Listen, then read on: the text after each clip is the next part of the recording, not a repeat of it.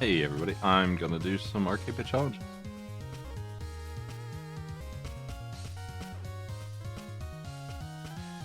Starting real late, but do not want to miss the opportunity to clean up some of these or add new ones.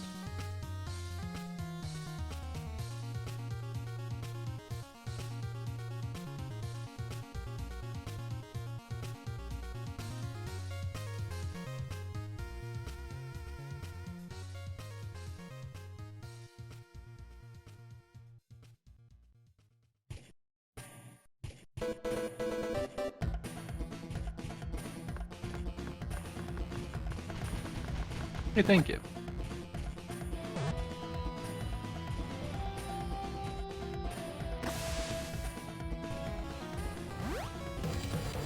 That's right, we gotta finish these. What ball? I'm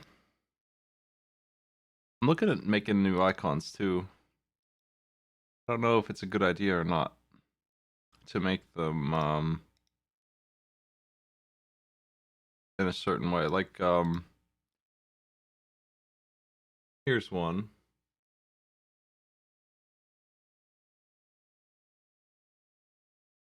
Let's see here. It's pretty small. That's how small it will have to be. um, that is the Switch's layout for having one lit up out of the 4 buttons on the right. And I think it's just too small. I don't think we should do that. Not to mention the controllers may not match. It's a problem we run into where people are using Xbox controllers, and when I say press the Y button, it's in a different place, and we get yelled at as though we made a mistake. But we didn't make a mistake. It's a different layout.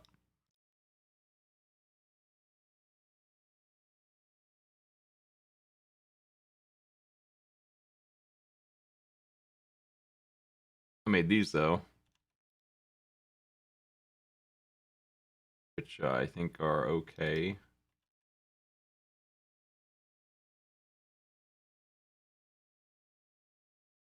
We didn't have this. I'm gonna make some buttons for fighting game inputs as well.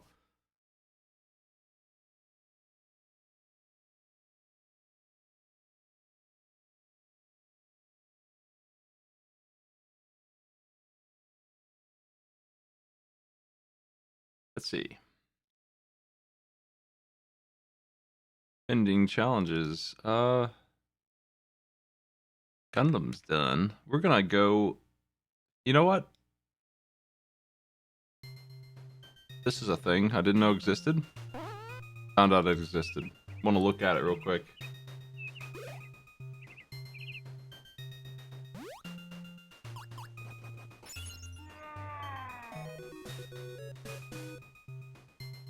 Woohoo over half a year. Hey, thanks.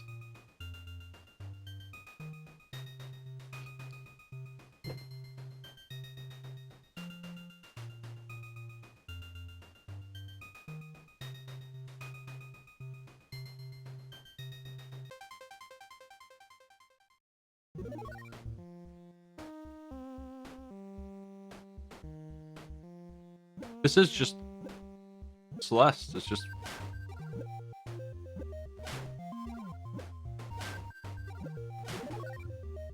Celeste on the GBA.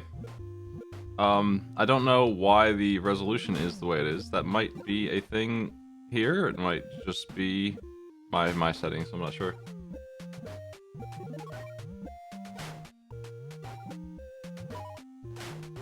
Ha!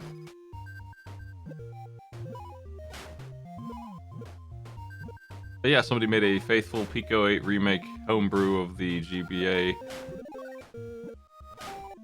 on the Celeste game here for the Pico 8.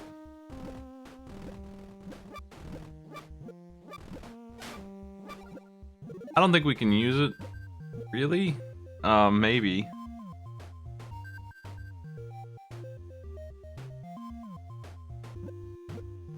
Hard to say.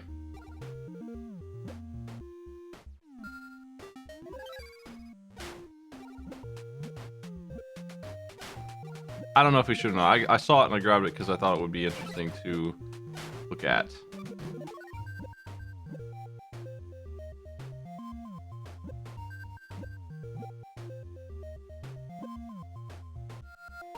We gotta frogger our way over this cloud so we can get that strawberry.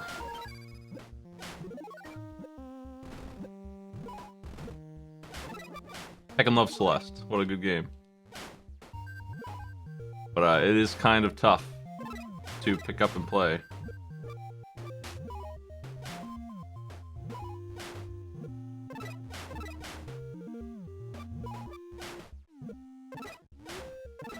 Oh, just can't get that grab, hey.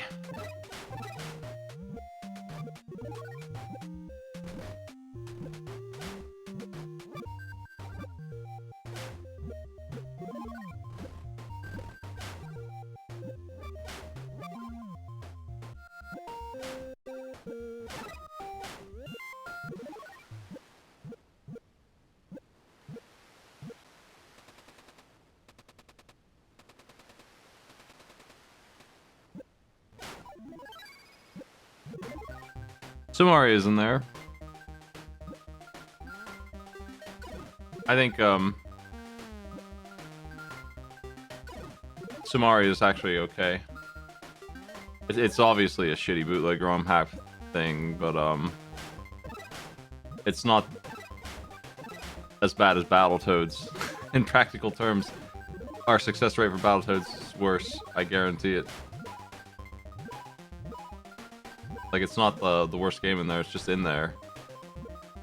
There's normal stuff in Sumari if you get past some of the garbage.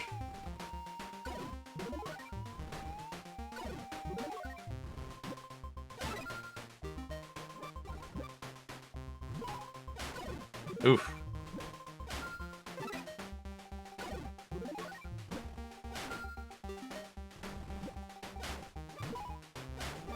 Ha!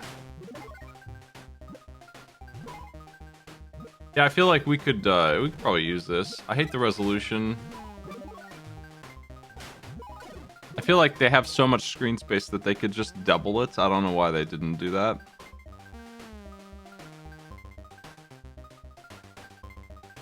Because, you know, the GBA should be taking up this much screen space.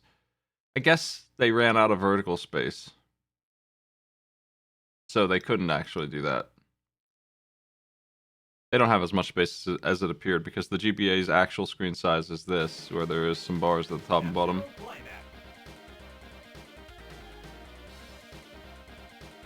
They needed to do it on a different console.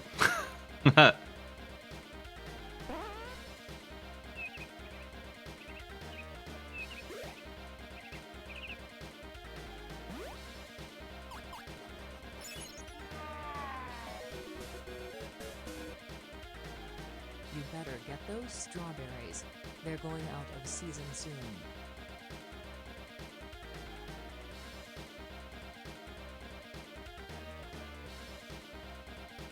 Oh yeah, this is F-Zero Climax.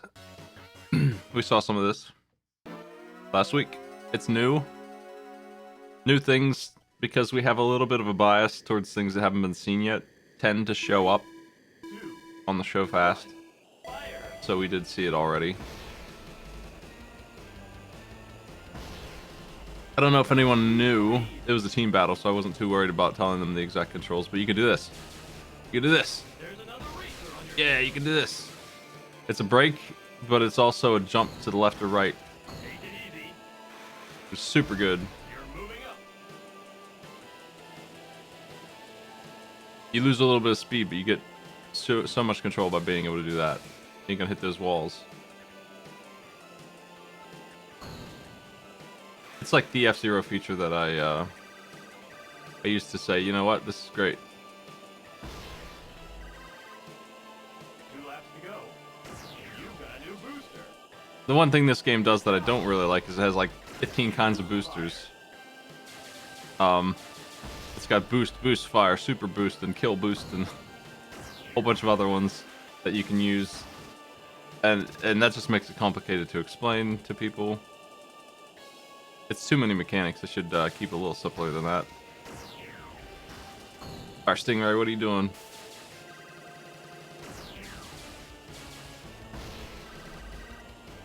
Final lap. Fire. Some boosts last longer, some boosts have more power and last less time.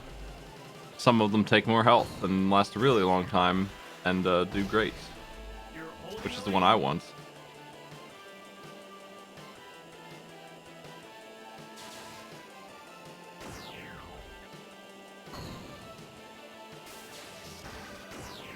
Way to go! Finish! Congratulations! You won first place!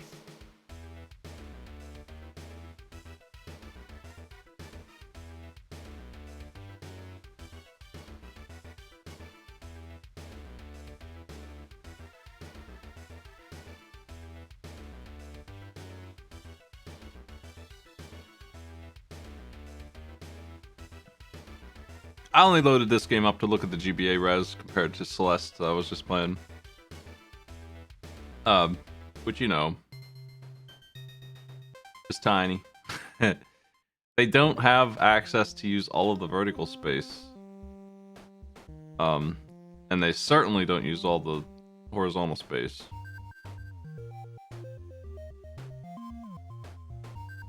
But they can't really, I mean, without remaking the game. They just should have done a different game console than... I wonder why they chose GBA for.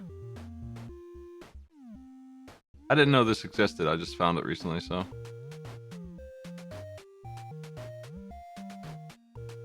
I wonder if anyone has any notes on the new challenges here.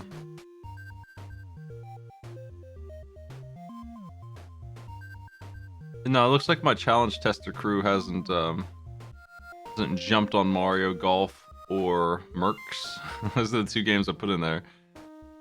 I'm gonna do the one game that they did do with their notes, and I'll maybe do those other ones myself.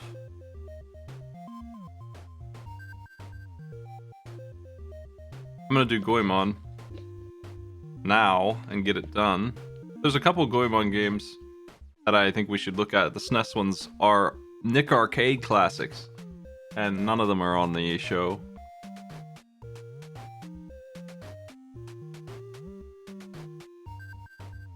A game where no one knew what the hell they were looking at, just jumping in and playing one level of it. The kids would always pick it. They had no idea how to play it or what it was. They'd be lost in town. Man hits things with pipe. Like, what is going on?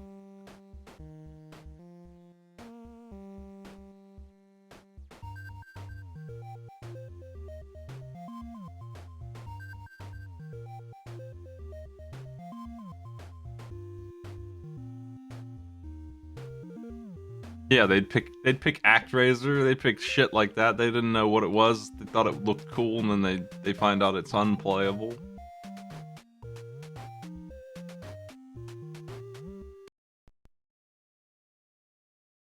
This is the one. Dynamite's Arawaru.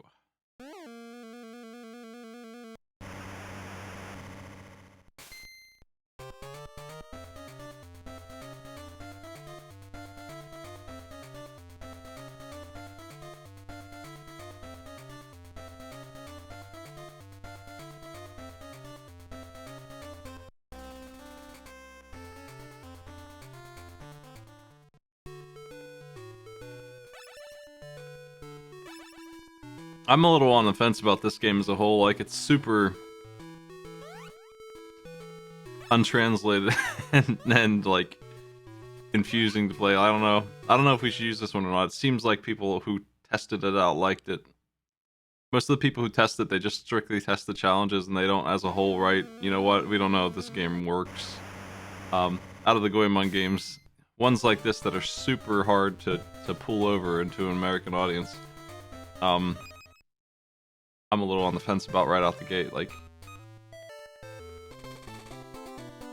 we got a basic platformer here, and it's not like super good as a platformer. It's okay. It's a Game Boy game, so the screen's a little tiny. This level in particular that I just happened to randomly load is pretty mean. I'm not like desperate for games, you know. I want a big database, but I don't want every single game. Some of them just aren't gonna do it. They're just not interesting to watch, which I would say this level is. Like, this is what happens if you miss a single time. And it's the same thing over and over again. So this level in particular is really bad. And I don't think I want a challenge for it. I knew that one coming in. Here's our boy.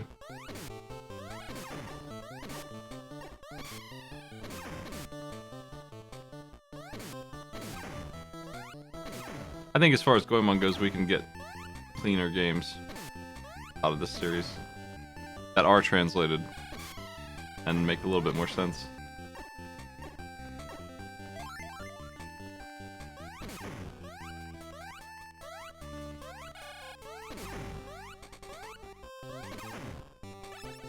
I think this is the one that has like mech fights and stuff too, which are bizarre. those are big.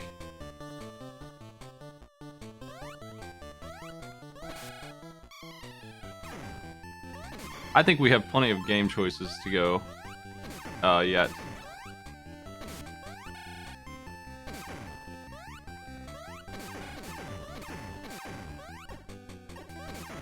I guess I'm supposed to go up here.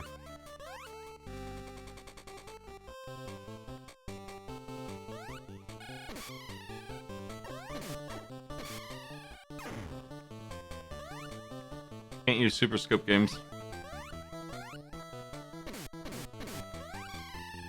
Ugh, as soon as I go, it flips.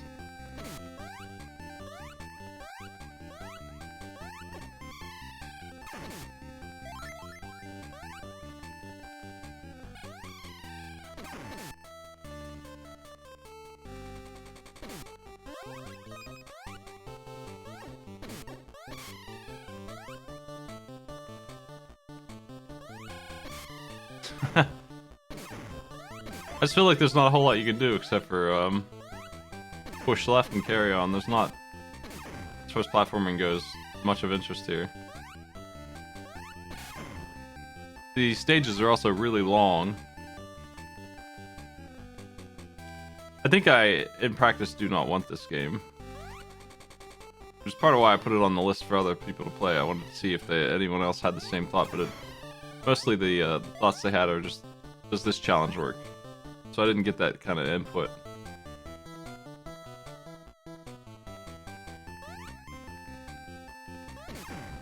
Like, this is the second stage in a row where I'm like, not really sure where to go or how to do it. And I just randomly pulled them. We gotta do this jump, I think. No, that's for health. I have no idea how you do it, though.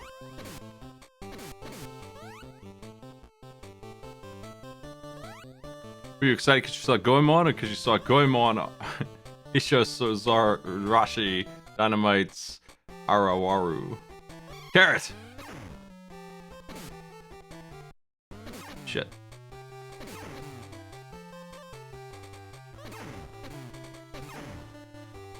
Yeah, it does matter because we can use a better Goemon game on a better console.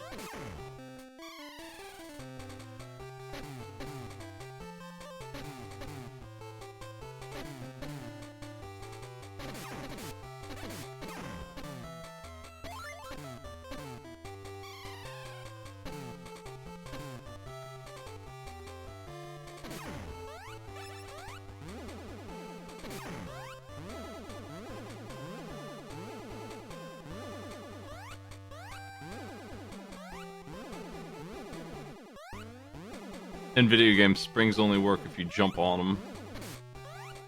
them. They just don't have the tenacity if you don't push down. Gotta get that height.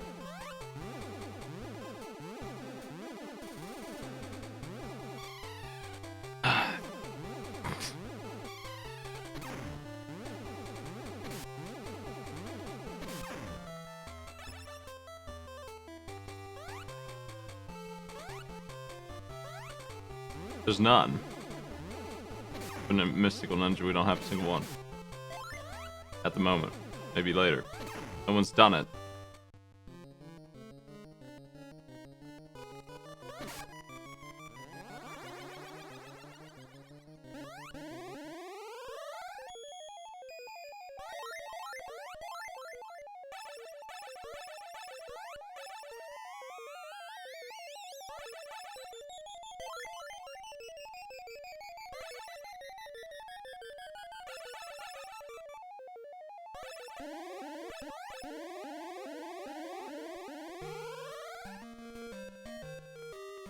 We need more Genesis games, not Game Boy. Game Boy is only in there really because it's easy, not because it has great games. Our Game Boy selection is pretty bad.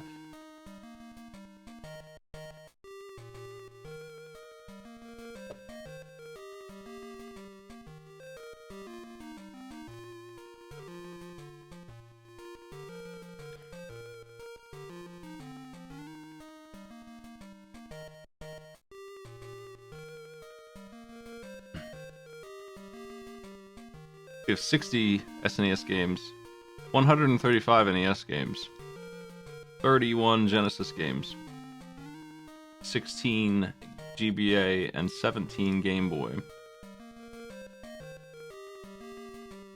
Master System is supported, but it's really bad. They're all just bad Genesis games. And since we don't have Genesis games anyway, I would say we should just use those.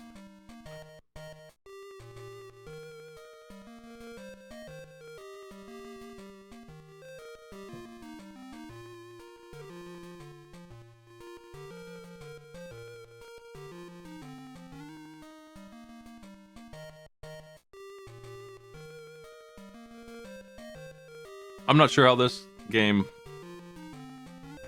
feels casually, but for a show, I don't think it works.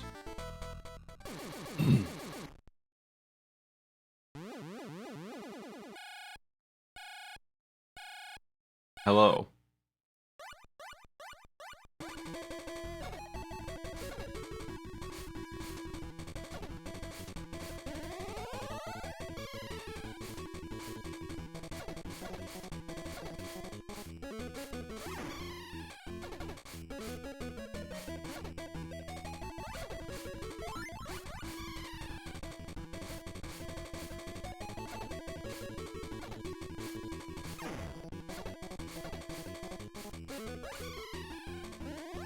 Oh.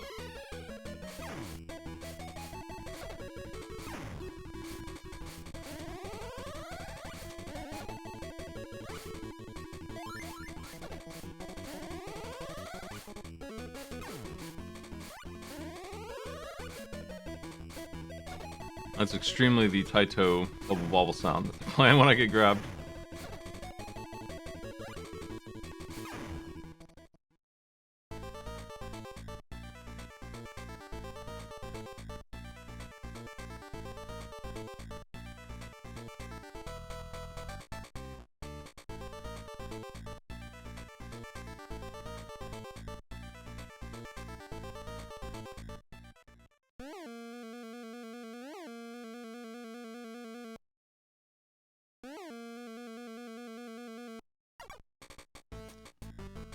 I think that Extreme Zero went through a lot of the Game Boy games looking for good ones.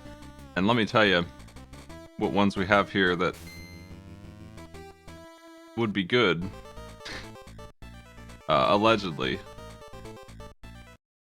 That we can't do until this database is clear. Monster Rancher Explorer.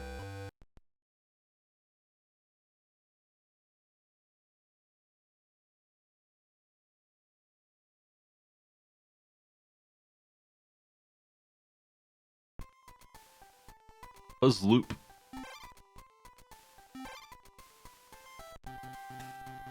I don't think Explorer is.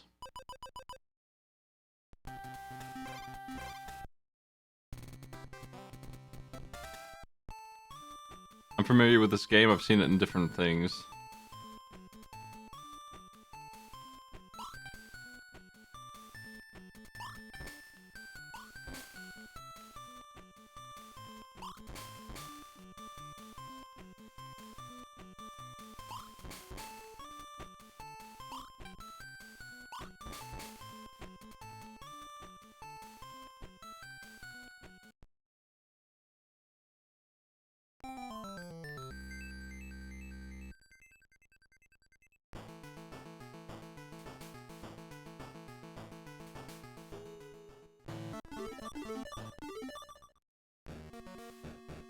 Samurai Kid.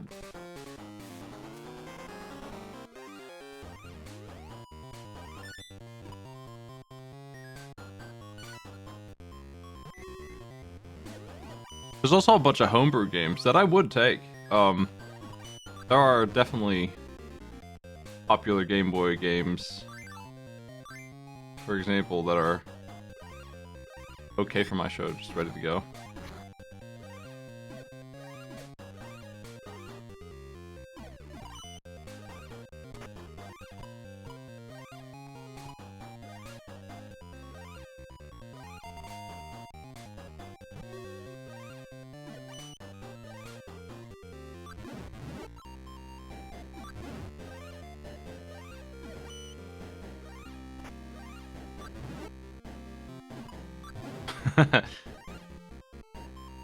Some puzzle.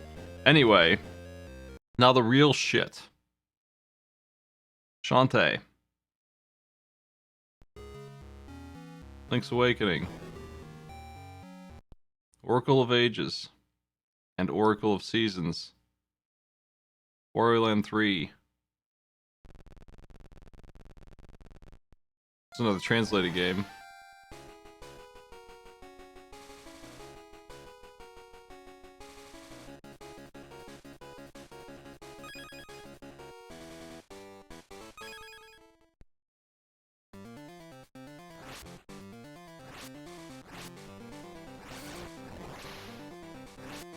Just checking these out and seeing what we're dealing with here.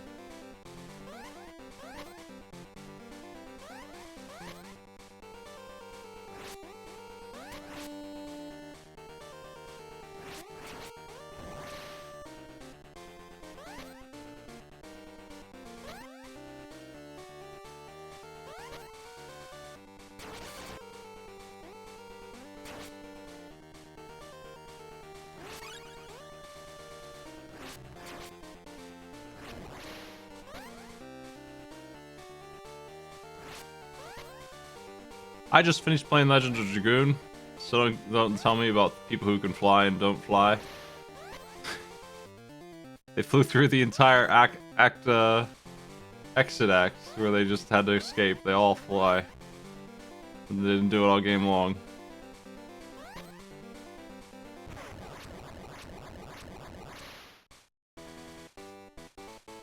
Yeah, I don't know about this one in particular, but yeah, we have 3 Zelda games, Shantae, a puzzle game, and a Wario game on the Game Boy Color. I want to look at this one, see what it is real quick.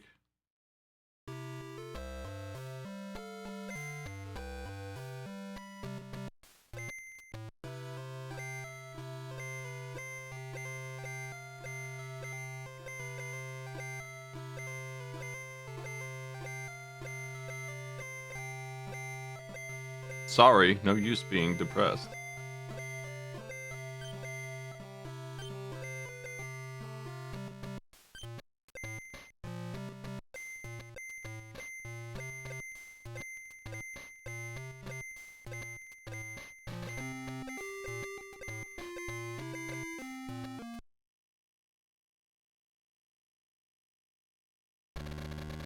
I've never played any of these Zelda games, but we've used other ones.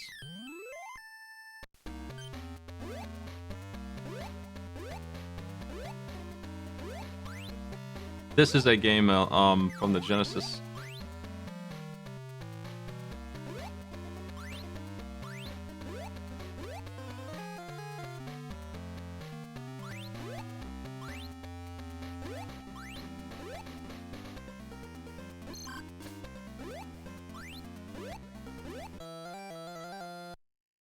As well, like there's 3 of these.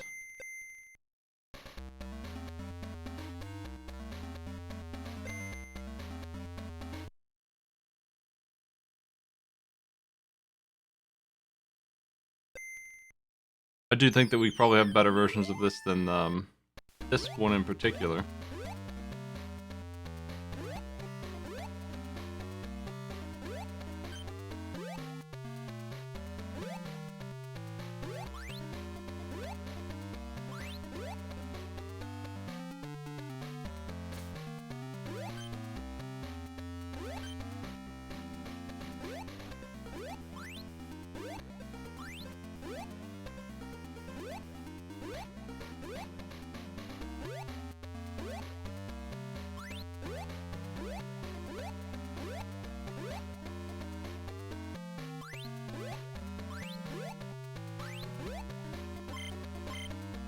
Damn.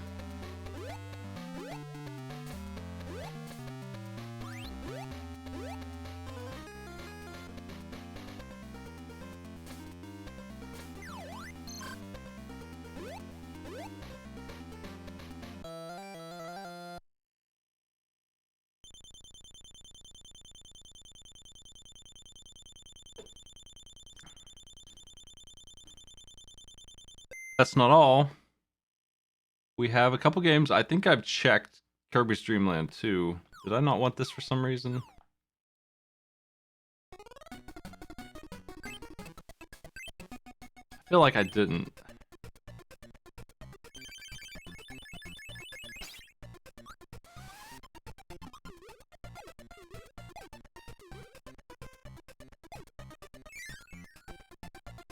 I think it was unusual for a Kirby game.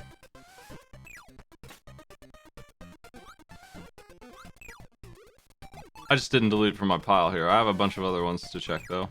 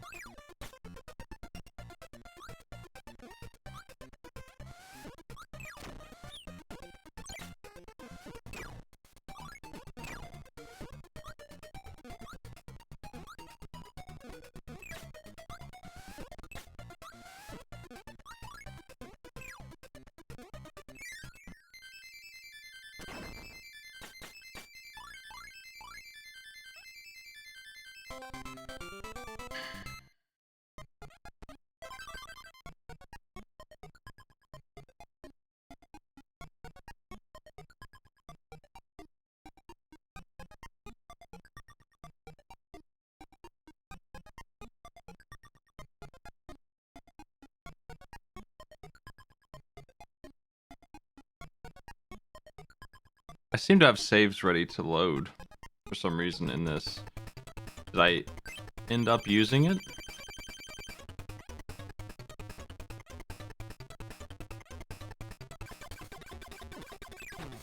Oh, I missed. Oh.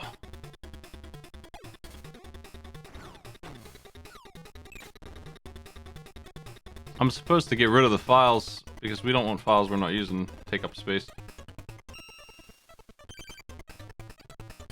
But it looks like I didn't do that. If I did delete it from my database, I should have done that. Rocked them.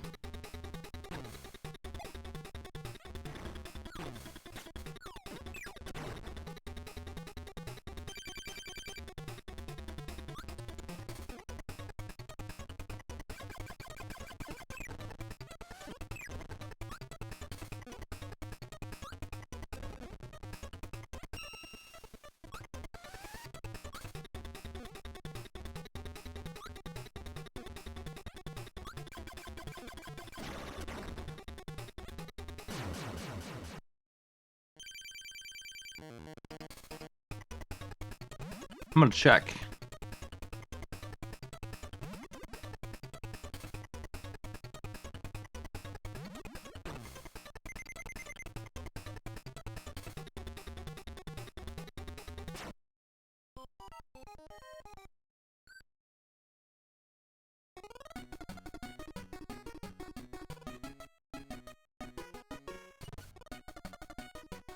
I think that I said no to this game and I need to get rid of the files.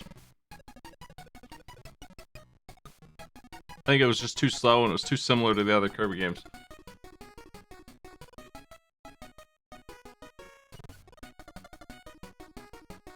Need to stay organized here.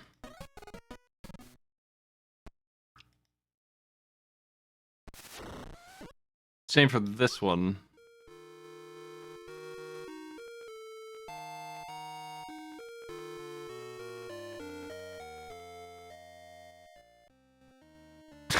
It's the red armor.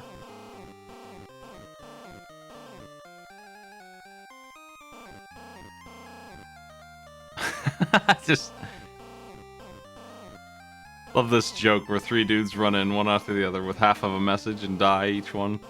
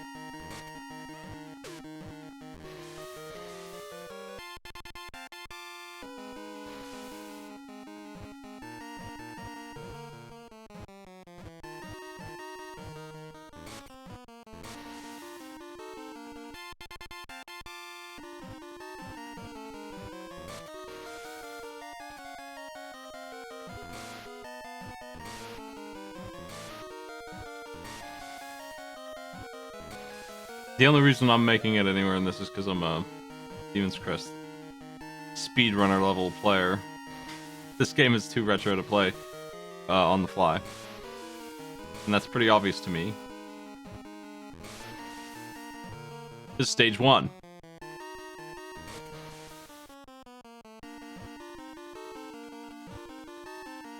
Which is why I didn't keep it.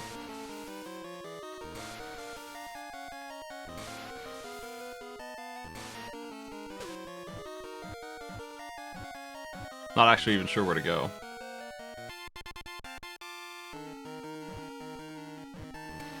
Jeez.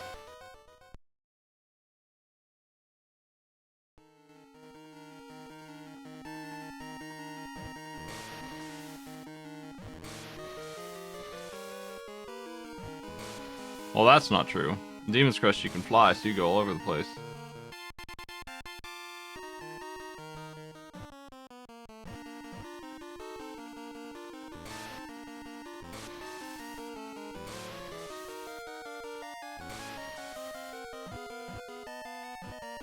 Now we're going up and left.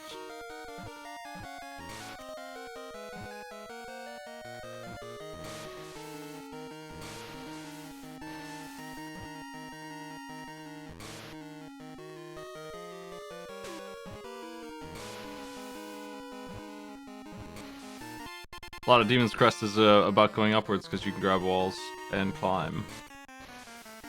Much like Mega Man X, it changed the formula on where you can access.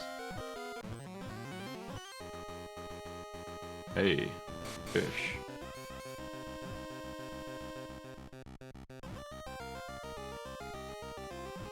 Hey, fish.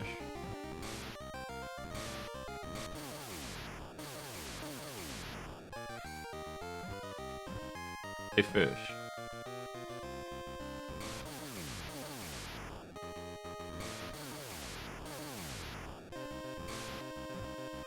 You get that last strike.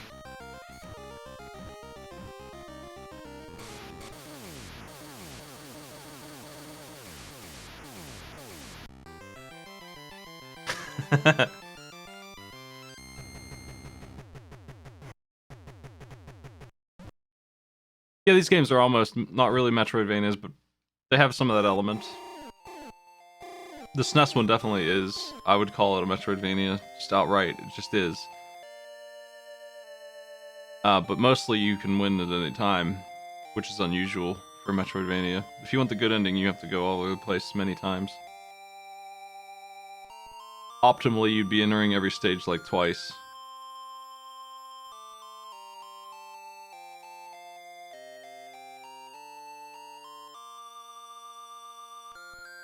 Yeah, so I don't want this one, I don't think, because it's just outside of the realm of playability.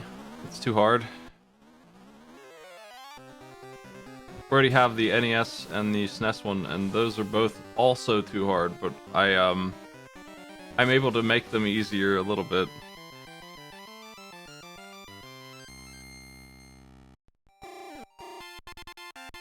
One more vial. This smelly game has random battles. Hey. Hey.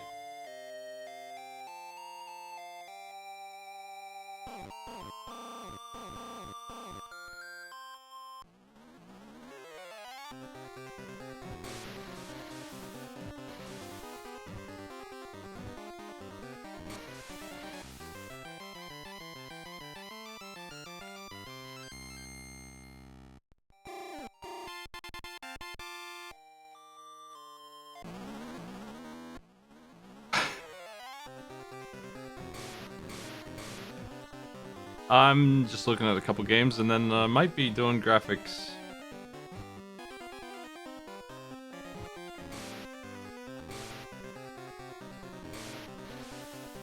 I want to make some icons and some other things.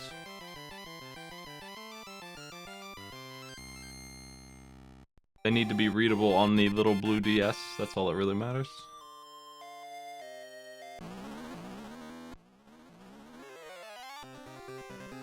But yeah, this one I don't think we should have.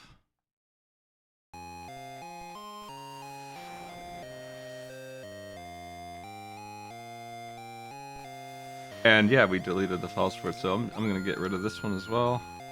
Kirby's Dream Land 2. Pretty sure I said no to Looney Tunes.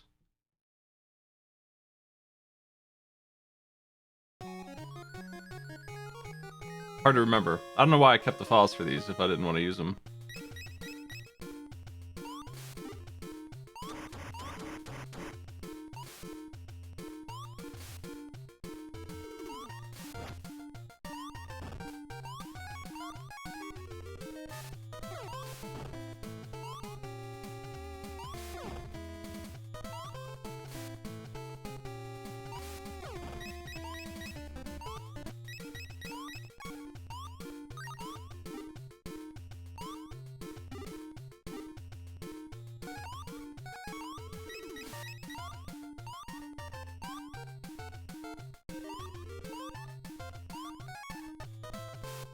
Oh.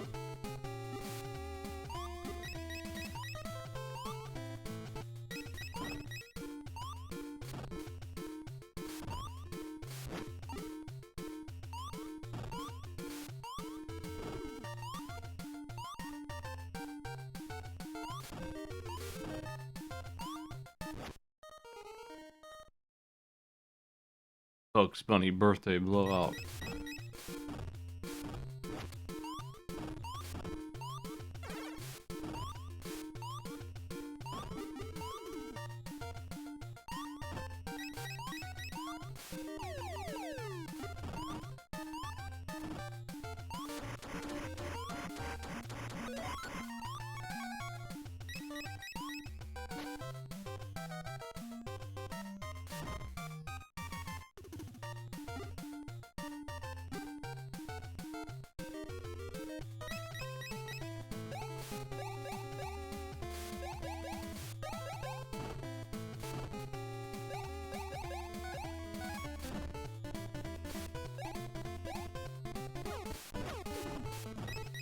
What's wrong with this one is it doesn't make any sense for my show. It's too easy.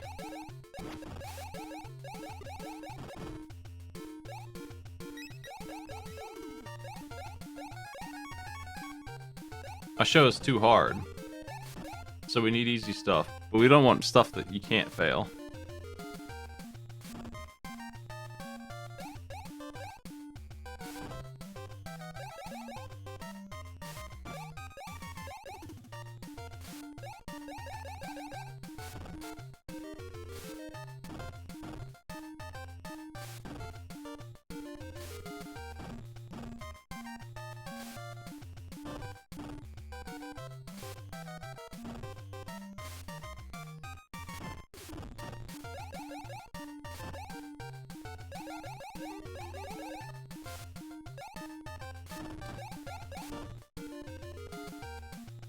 Just walking. Like, it's super boring. Hey there, fish.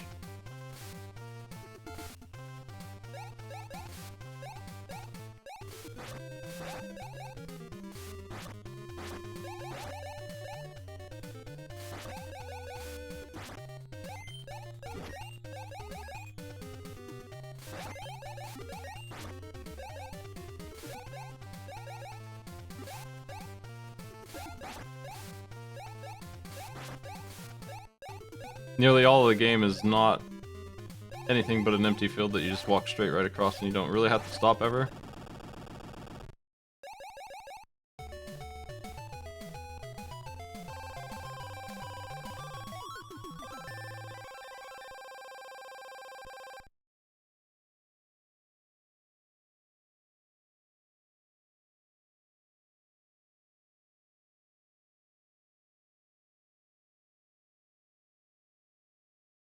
game is so easy, it's super boring to watch. Like, it's bad from an entertainment perspective. It's bad in like every way it can be bad. It's really just like it truly is a child's game.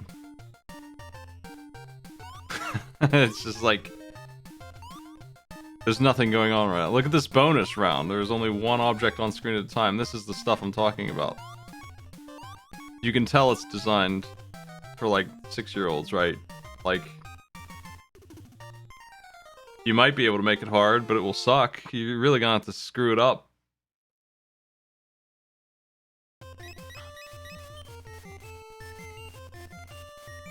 This game does have different levels for every character, that's true. All the ones I played weren't no good, though.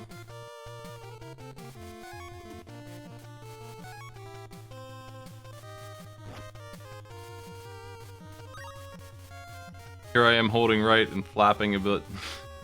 Like, I've not played this more than like once ever, so it's just like, this is just how easy it is.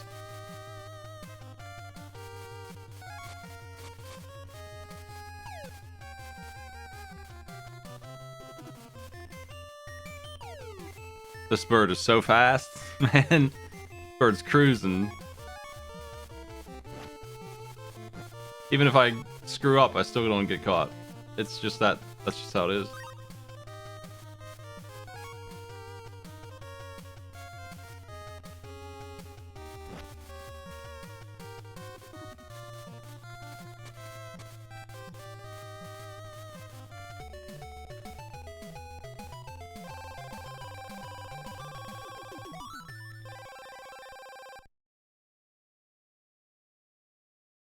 Well done. Take it easy. I can see why I didn't want this one. Like, it's on the surface level, it looks like a pretty good game.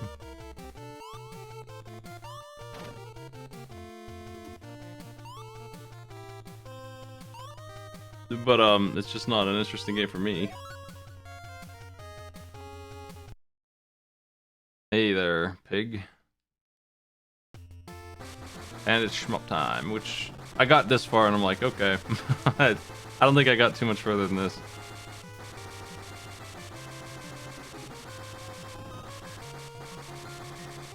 Compare this to the other shmups we use.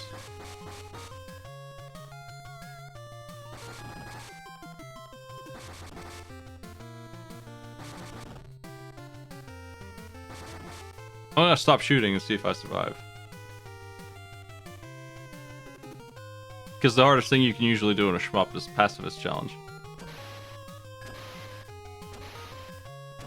Because in a shmup, if you don't kill the enemies, that's overwhelming. That's the whole point is to wipe them out as soon as possible.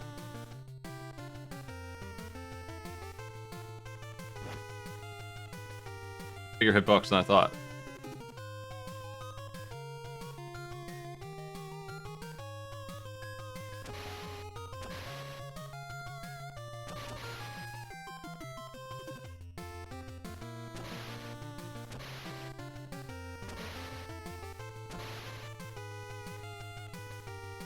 Five, 6, 7, 8. There you are. Hey, how you doing?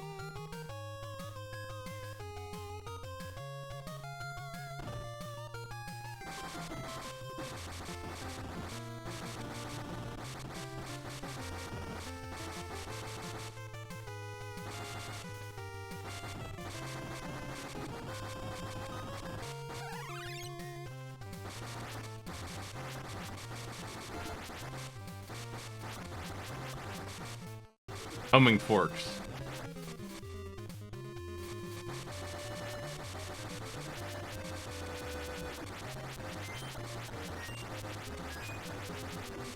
That's a very dangerous attack compared to everything else in this.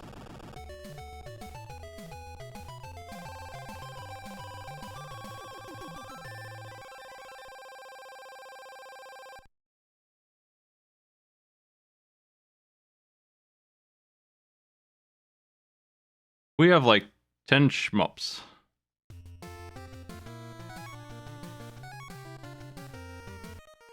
We have Darius Twins.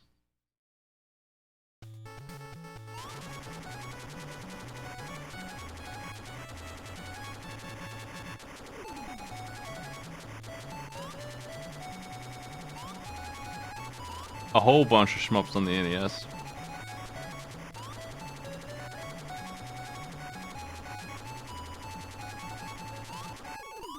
Am I winning?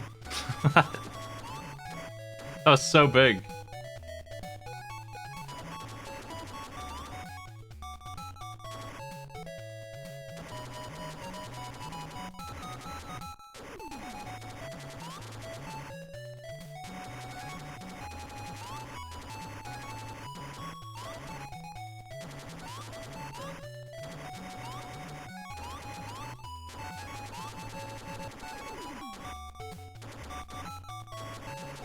This meat spawns and despawns if you run off screen. I don't know. Seems like the fastest way to do this would be to run back and forth and not jump at all. And you get the maximum meat.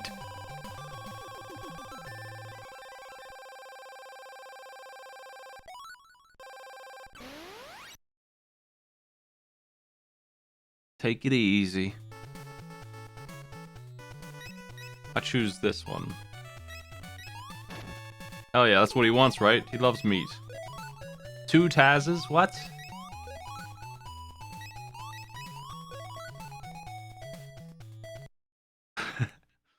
It's a matching game with 6 cards. I mean, come on.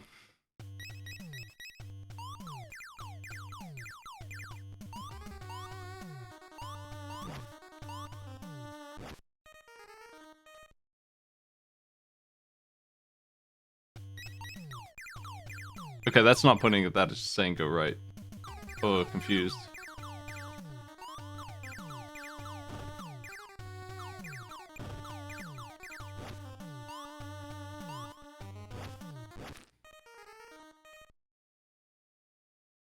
And then this stage is a train wreck. When I saw how this character played, I didn't want it. Because he is extremely bad to control.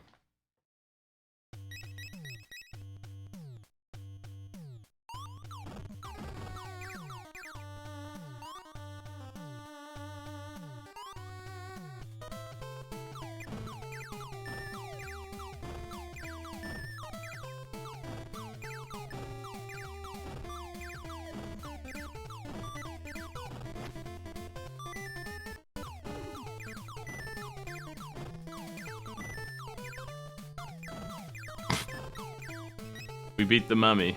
Mummy's curse defeated.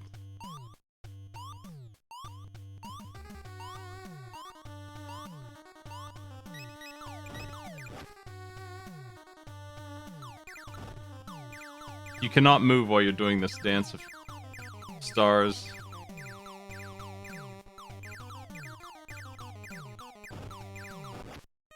So I'm not sure how you're supposed to deal with these enemies.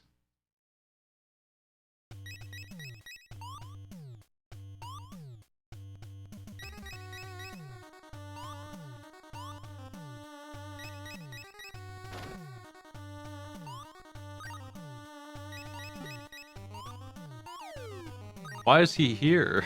How did he get here? Speedy is lost in the tombs. Battletoad.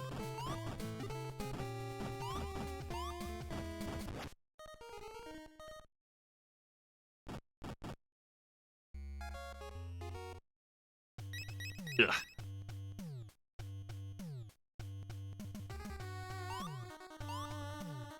That boss fight has the elements I would be looking for. But at the end of the day, I didn't feel like we had enough content out of this game because I didn't feel like there was a single thing in the first half of the game that I could use.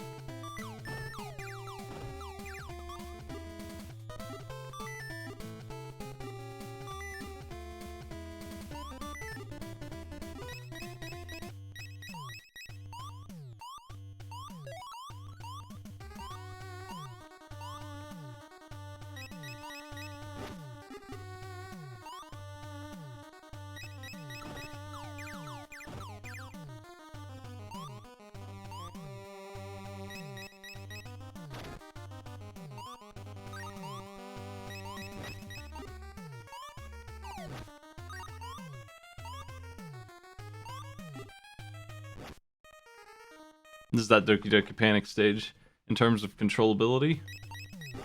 Oh.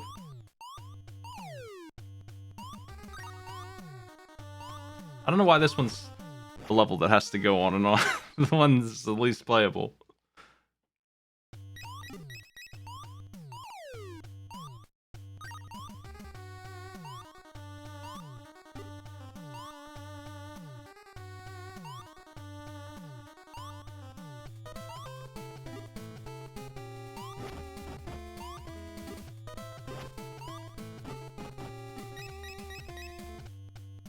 Still not done.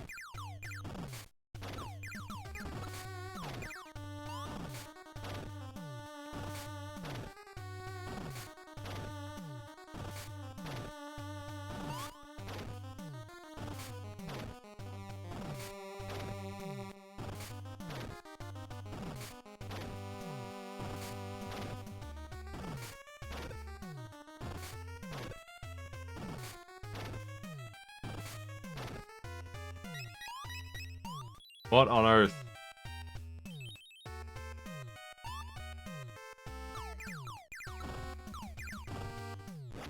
Ugh.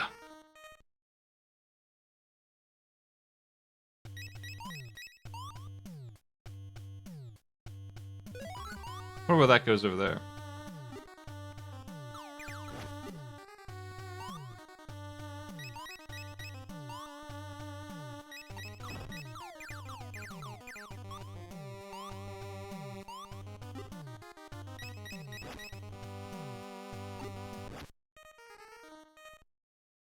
We do not have Quack Shot.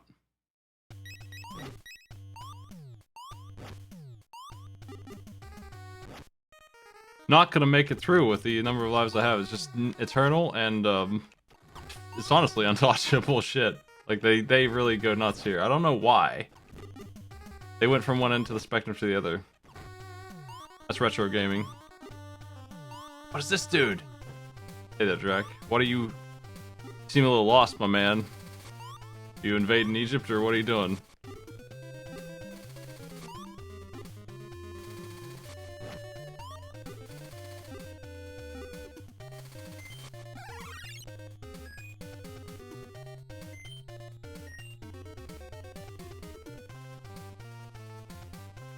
Having a nice time down here. Great.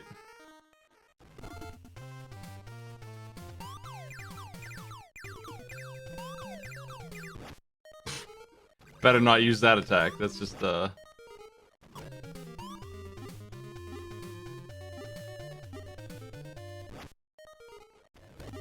realistically speaking, anybody gonna beat Dracula in one try?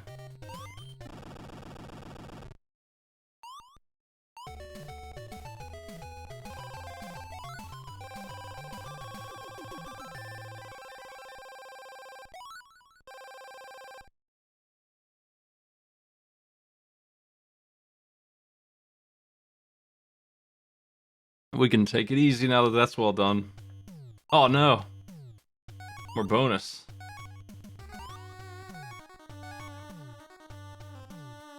These pillars, they jump automatically. They just, not this one, but these ones, they're springs, like, I guess.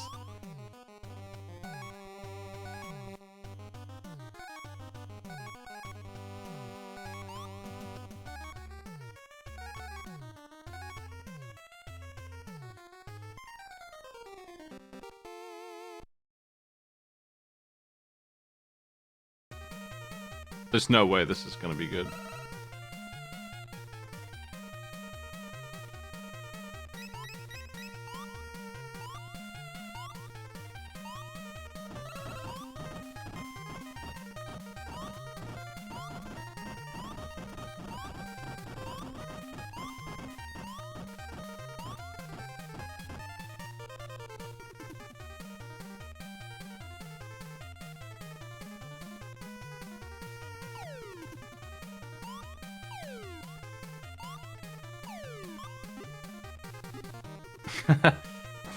Hey, boss.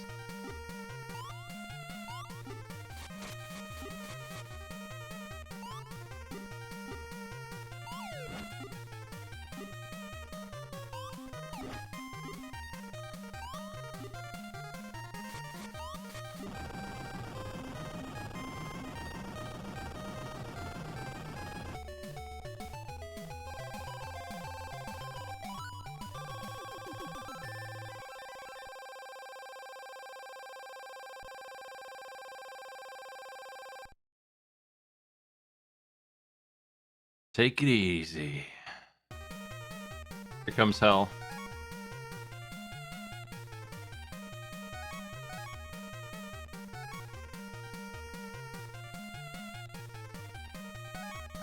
I have no idea what controls the forward momentum here. If you press back too much, it just stops. Who's that? Oh, back in Egypt. He's still Daffy's disc. He's the same guy. He's just a bunny now. Who is this guy? Well, that's cool.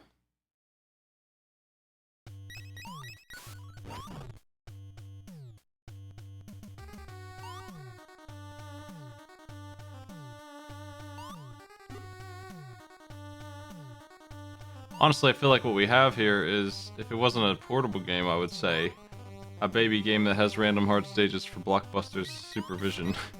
But I think they just accidentally made it ridiculous sometimes. This fella takes 8 hits.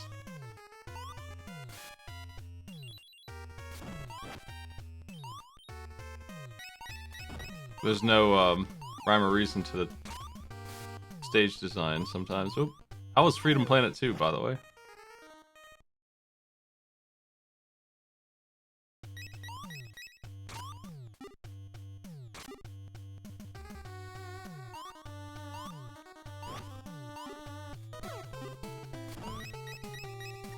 Boss? Boss? You again.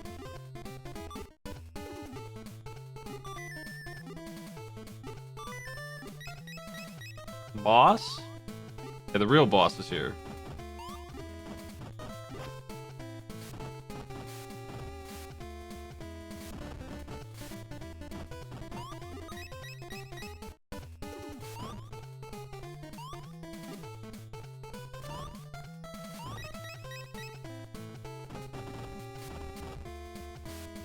Is that Lolo? Hey.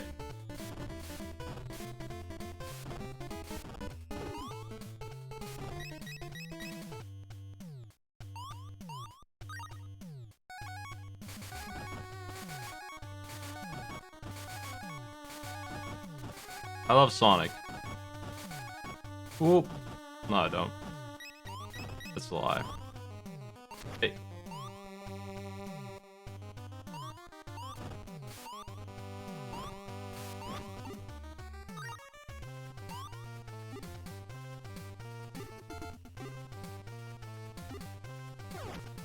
Final boss.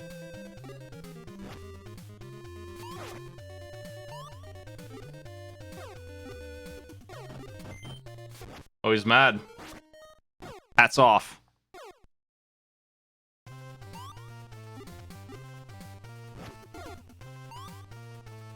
He's got the jumps on me.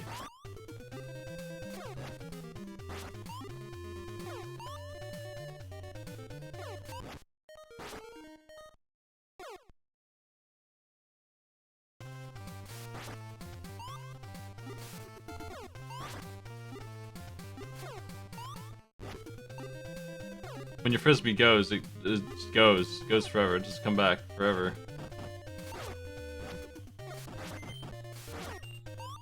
Elmer's a nightmare. He has so much health and movements. Never seen him so fast before in any media.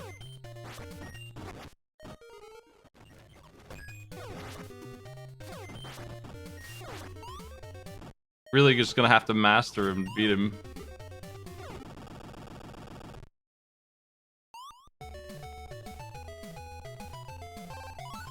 He has iframes.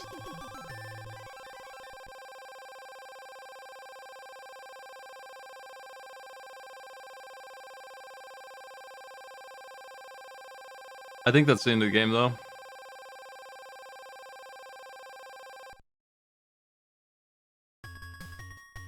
Yeah, sure is. Okay, so that's the, you know, what do we use? Like,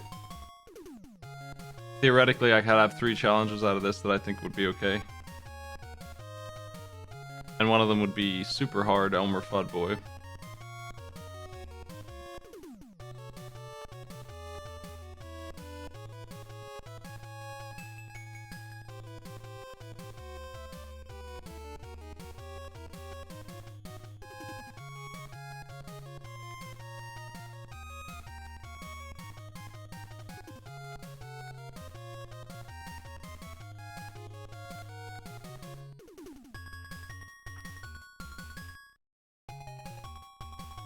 How dare you spin in front of Drac? The demo's getting his ass kicked because I tried to use the move. Speedy died because he tried to dance in the demo.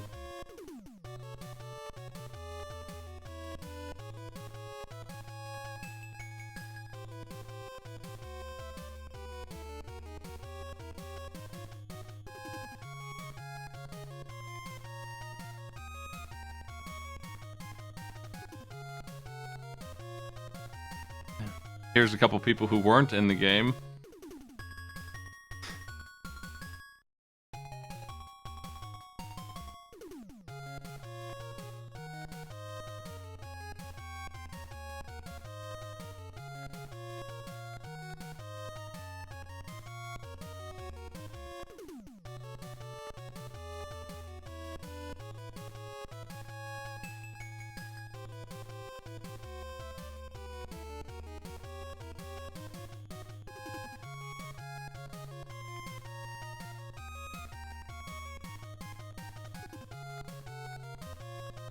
Yeah, jumping on the enemy does more damage than the projectile. I'm confident that's true because I saw.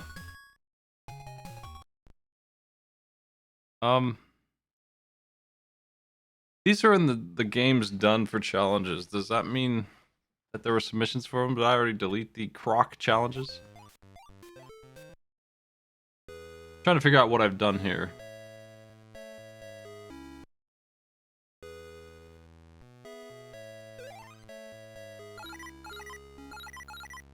Oh my. I see a problem or two with Croc.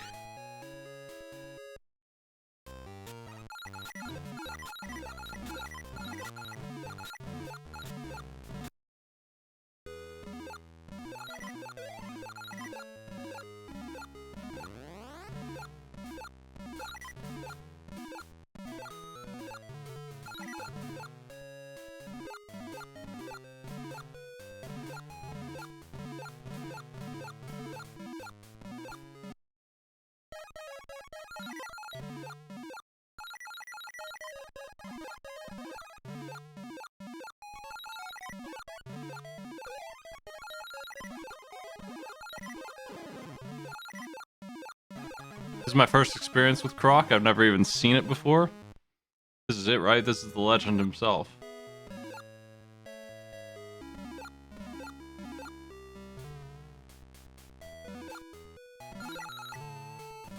I might have played this game before, but I've never seen any other Croc game.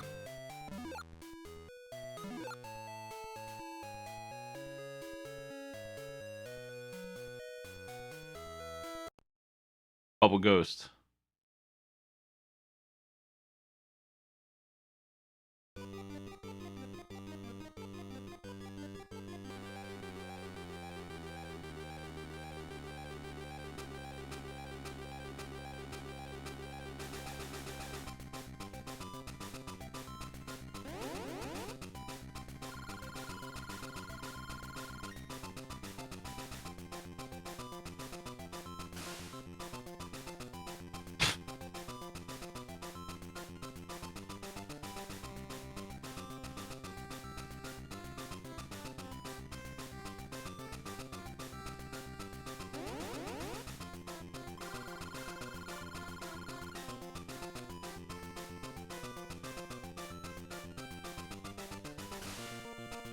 The heat.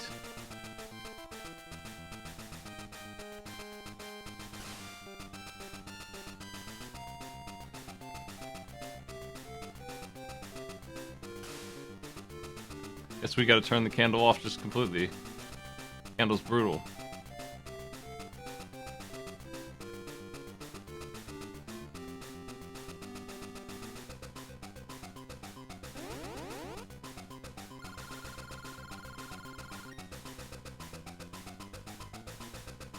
Kind of makes it a non-obstacle. You can just go over here and turn it off.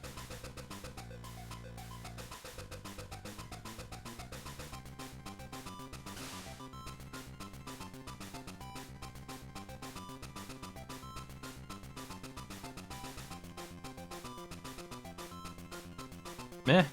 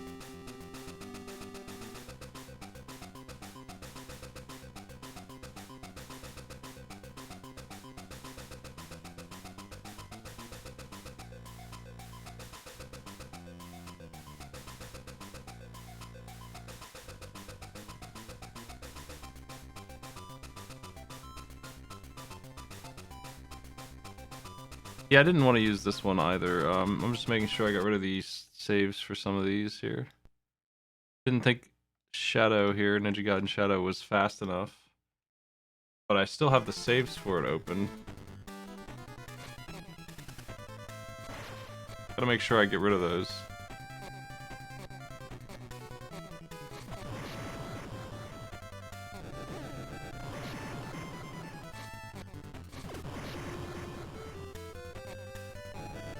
I feel like you're trying to use Game Boy games just for the sake of using Game Boy games, because what we have here is Ninja Gaiden but worse. We have 3 of those.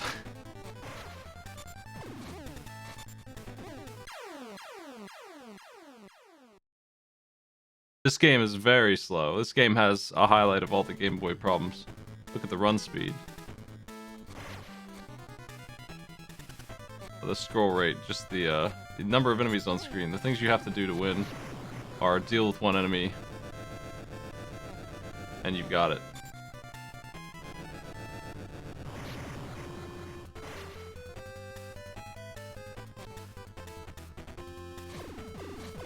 I'm gonna get him. Yeah.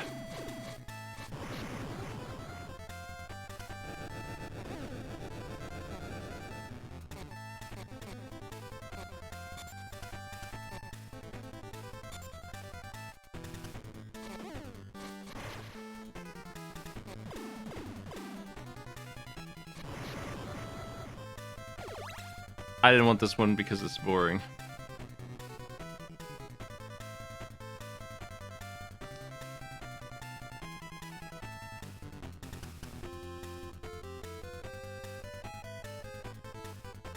We don't have very much in the 3 NES games of this series, for that matter. We could use more. I don't know why. But between those 3 games, we have 13 challenges. And I feel like there's more that can be done with those. Like, there's only 3 for the first game, looks like.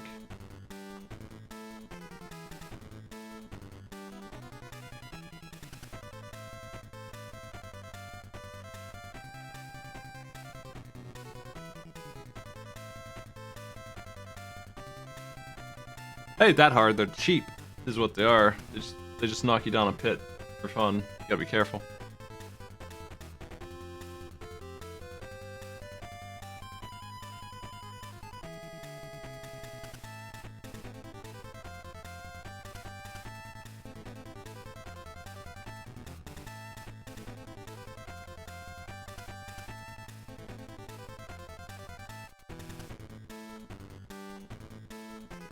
Didn't end up using tracks, I don't think.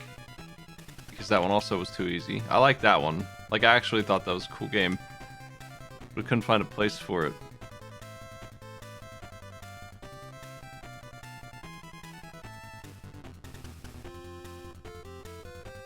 I did see that. Is it... I downloaded that, I think. Where the hell did I put it? I need to switch those. But we also need to revise those challenges and make sure it makes sense.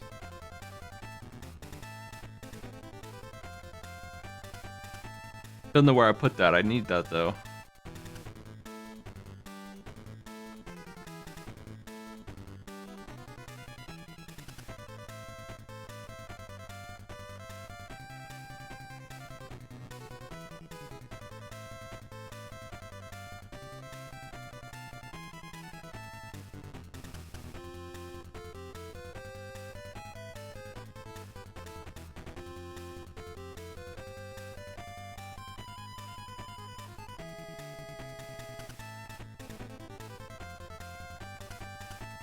I'm organizing files real quick. I didn't use Tiny Toon Buster Saves the Day, did I? Why is that in here?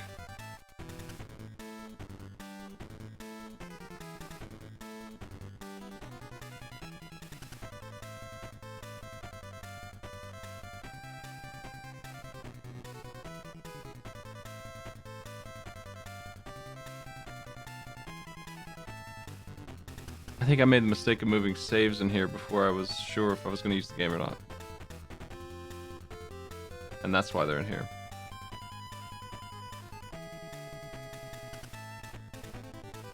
We are using Kid Dracula. To the dismay. What did I break, Gatsworth?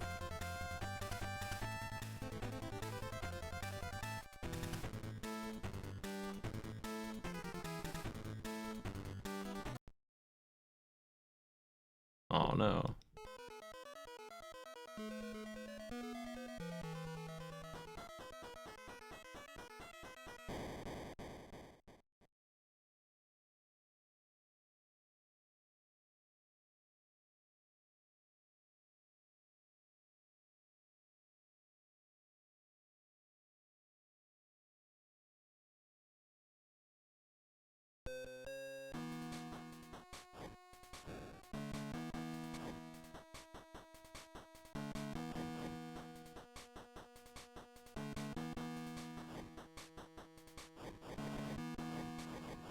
I'm just cleaning house on these a little bit here. Yoink.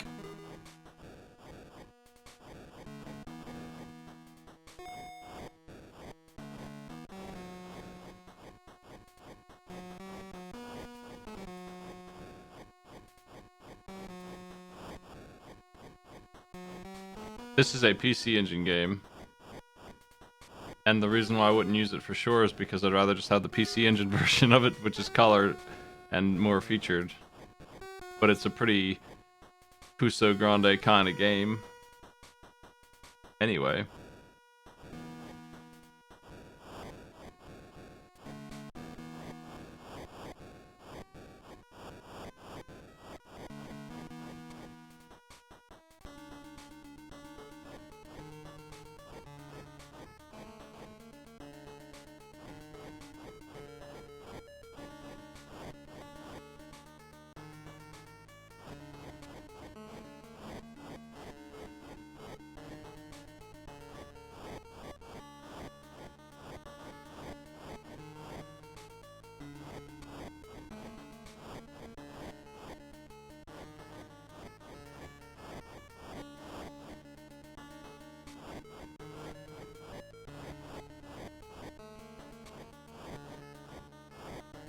While still kicking.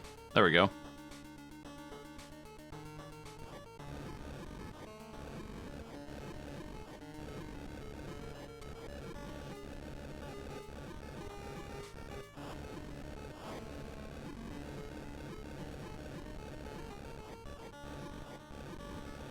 I'm not afraid to branch out the PC Engine too much. It's a little complicated to use other consoles because it's more set up, but we've mostly solved that issue, so the only thing that's prevented me from using things like the SMS is that I haven't found a good game for it that I felt like it was worth doing.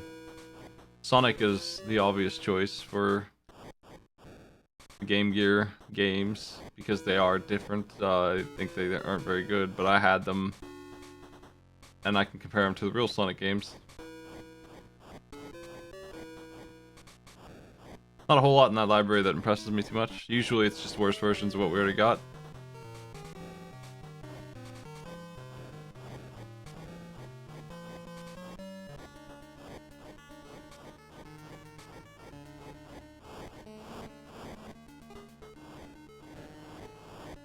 Look how strong we are in this game when you have 3 fellas. My man's got 2 axes, watch out.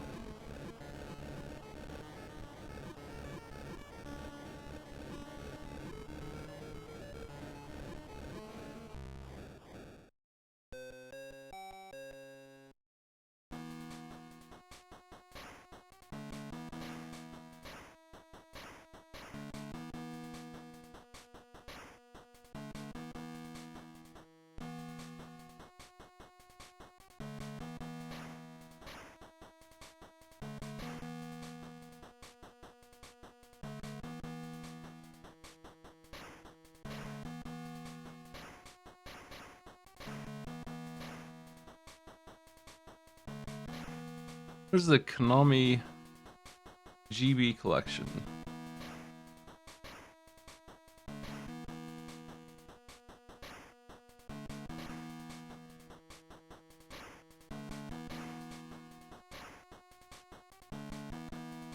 Why do I have a state for this from 2020?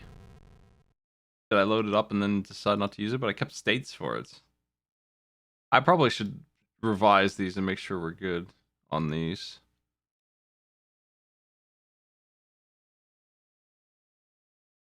Oh, that's why. Operation C. Yeah, that makes sense.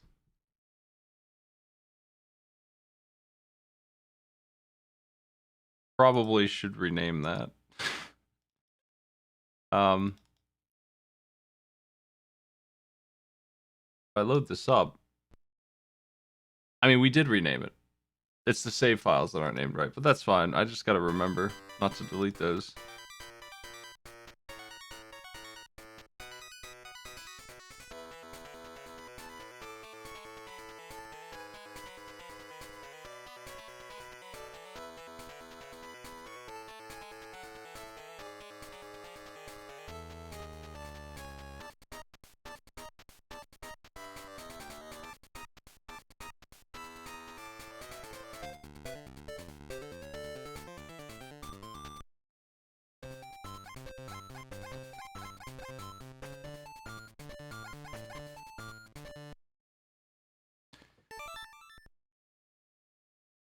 As far as Contra games go,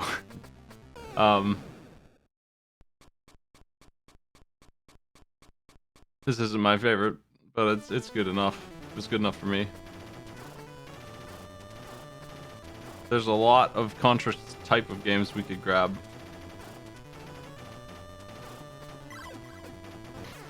How much busier it is. Lost my S.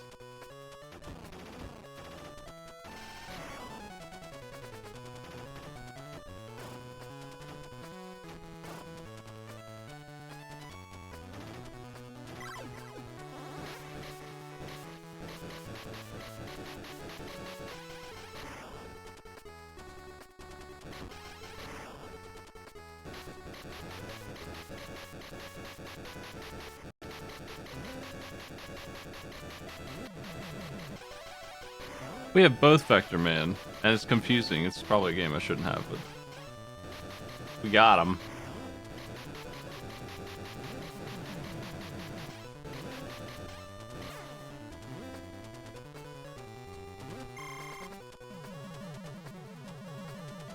I think that the reason they're on this file is because it's the only way to play it, but I might be wrong.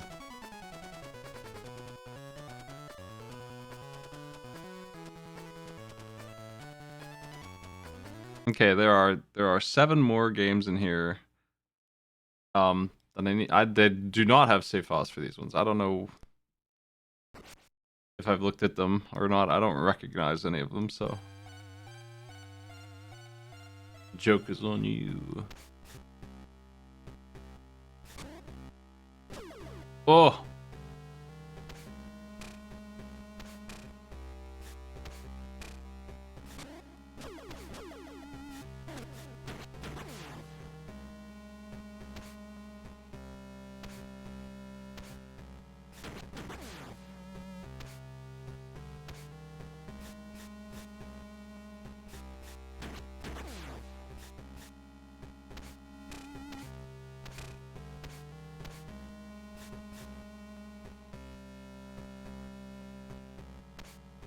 I don't recognize this at all. It seems okay.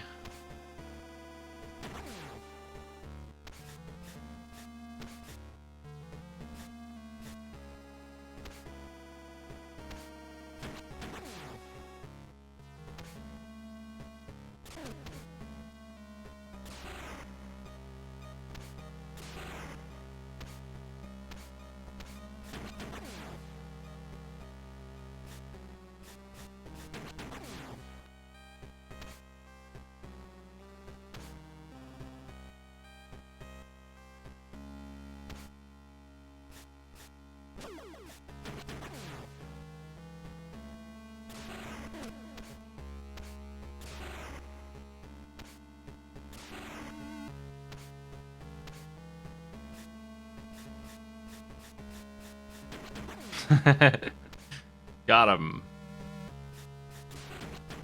Tom wanted to fight Batman with his hands.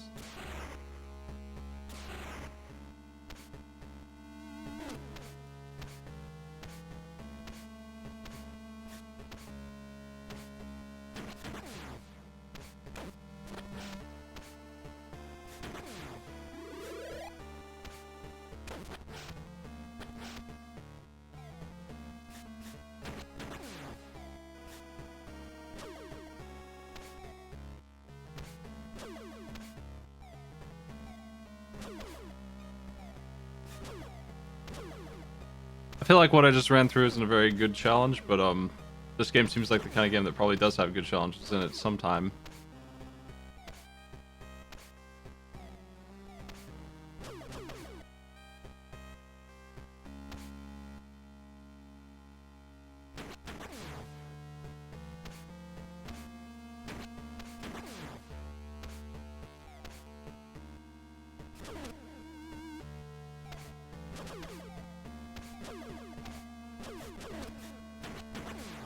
Clown has finally punched me.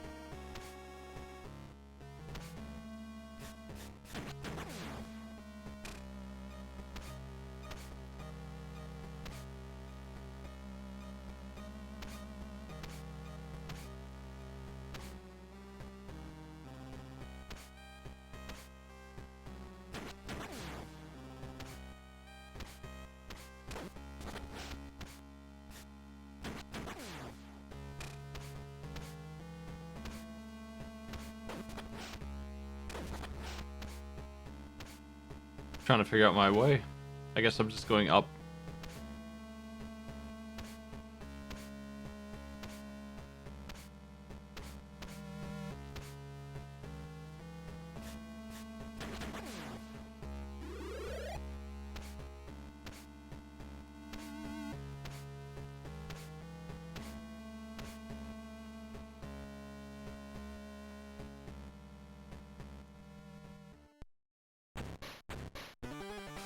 Is that the penguin?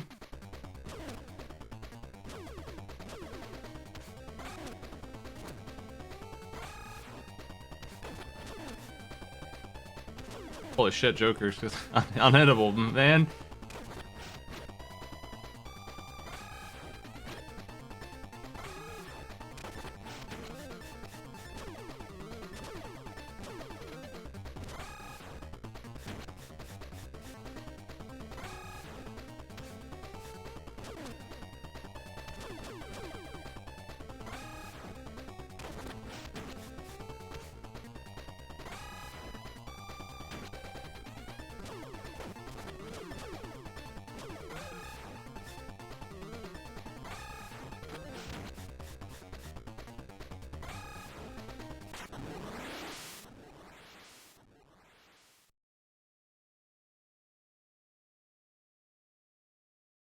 Good work. Take it easy.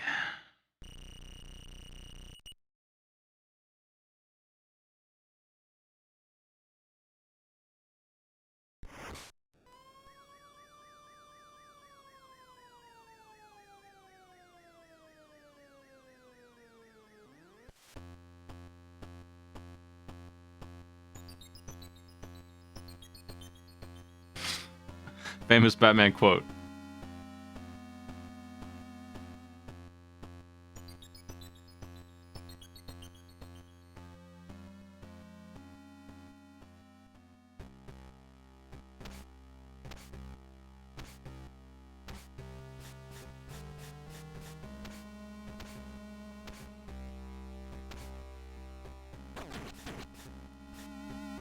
Okay, let's see here.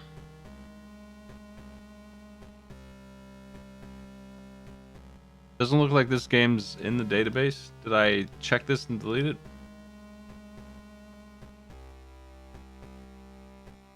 I'm just running through these trying to figure out what they are. What's left? So we get into the bottom of the barrel here on the pile of stuff.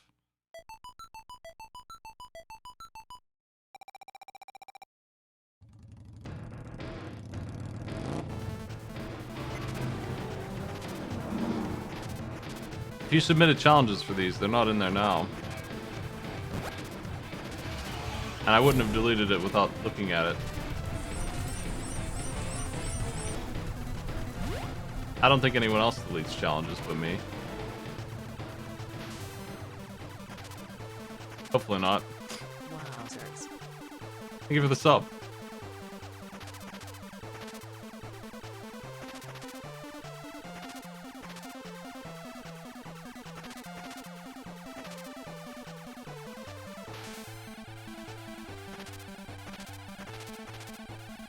I'm not super interested in them. I mean, if I deleted them, I probably deleted them because I loaded the challenges and didn't like what I saw.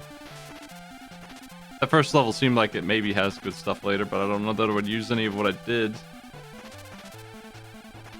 It was okay.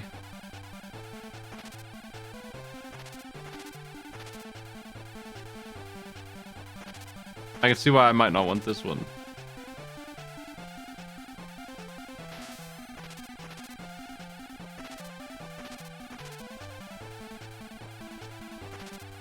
This is what it's like to be a Gundam pilot in a world where you're not fighting other Gundams. Wouldn't make for a very interesting show, probably.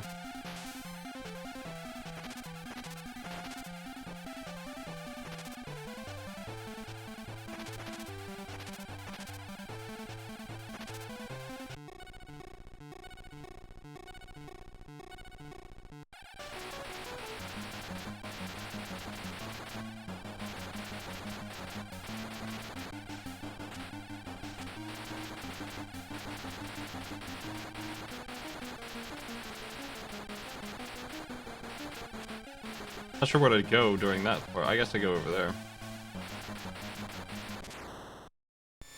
Maybe.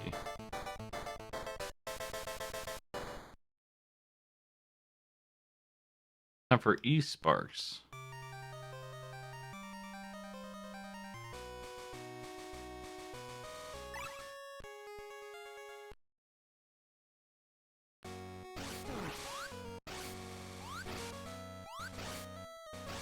I don't remember any of these. I probably went through them pretty quickly.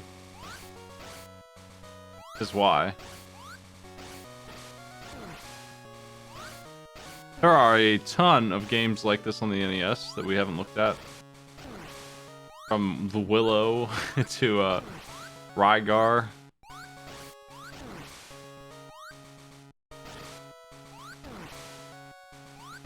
They're not all platformers.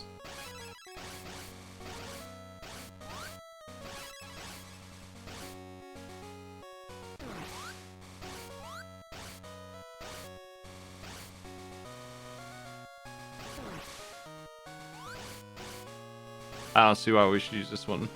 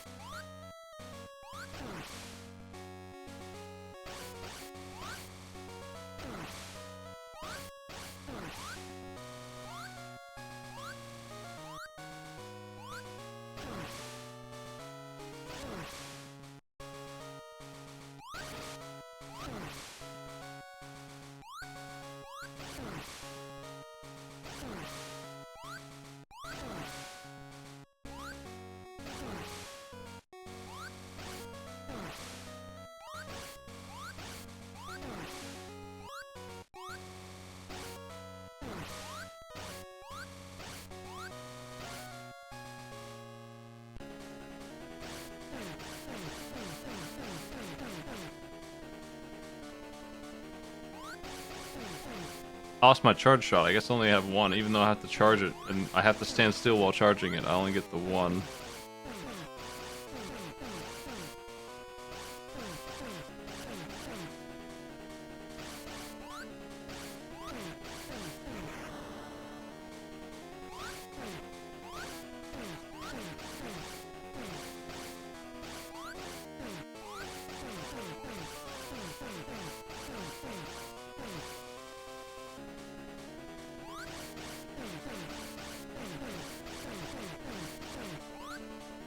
Oh, we have weapons.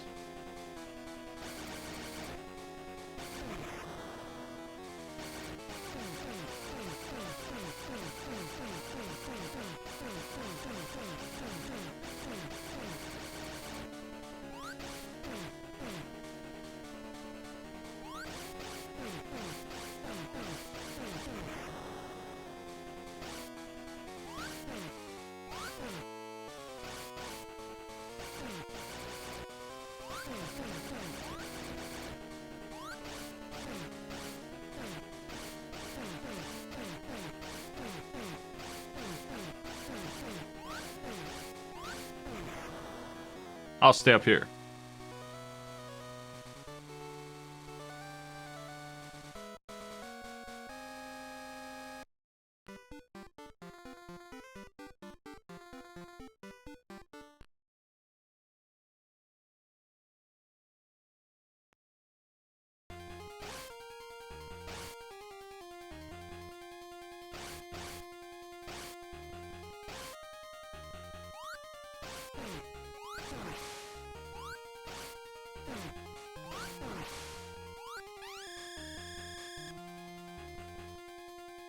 It's a perfectly playable game, but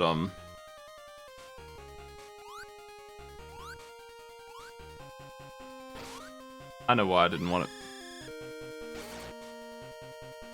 Whoop.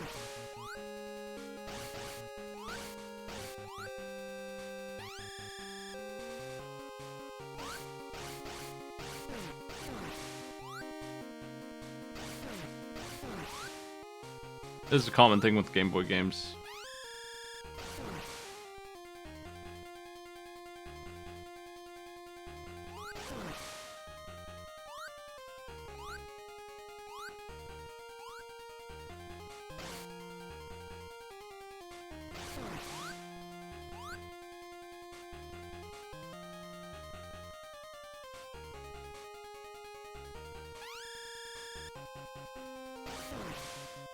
We just have huge sweeping hallways of I'm like tracking in my head the 5 or 6 seconds they take, and there's nothing in them.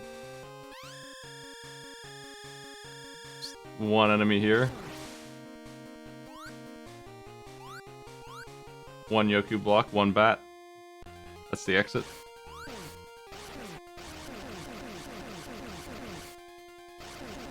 When we get to the boss fight, we have these 2 jumps, fires a couple shots. You're super slow, so you can't move out of the way or anything. It's just really slow.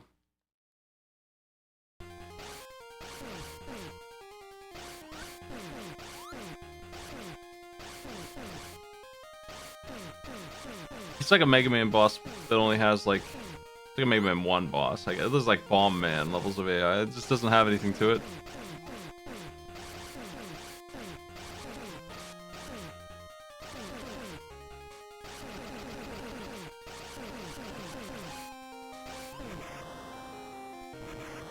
Compared to like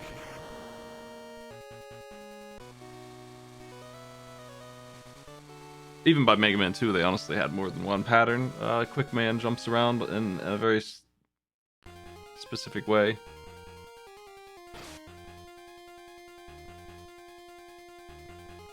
Whoa.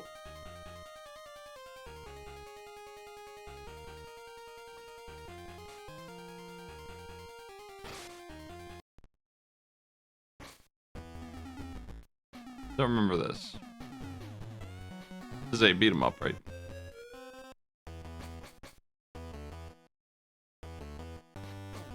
No. I don't remember this one at all.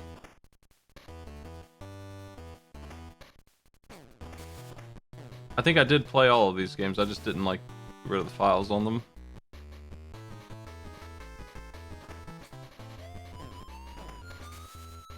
Got busted.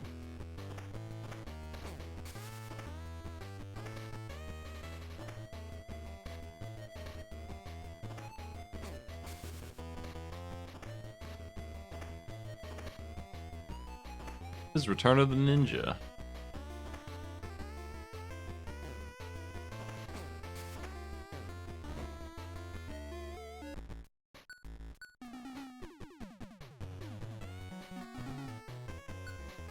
Screen size is killer here. Just control options and stuff.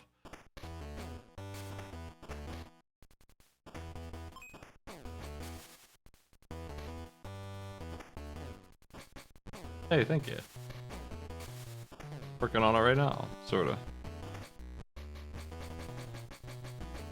I was looking at Celeste's boards. That's not really homebrew though. We do have Qbert.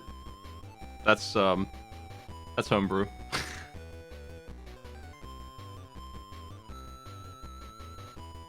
I am not afraid to use those games if they're actually good. If they're as good as any of the ones I've used. And Mega Qbert just happens to be the best Qbert game by far. It's not even close. It makes Qbert look like it's actually a good game. Like, if you don't like Qbert, you'll still hate it. But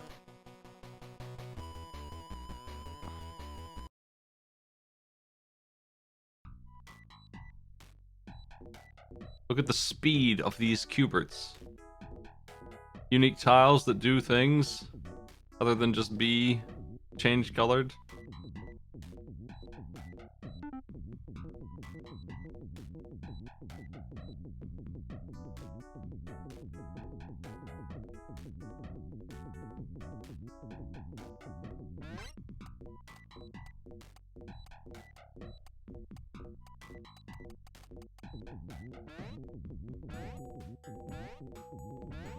Yeah, it's a snake.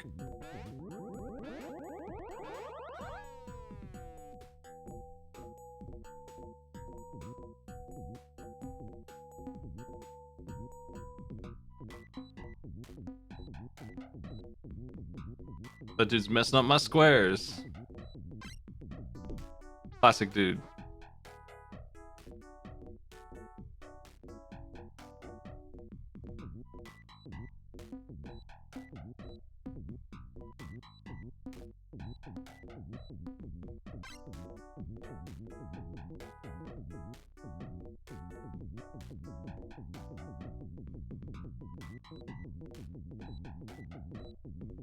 The hardest part in this game is getting rid of the tile where the enemies are dropping in on.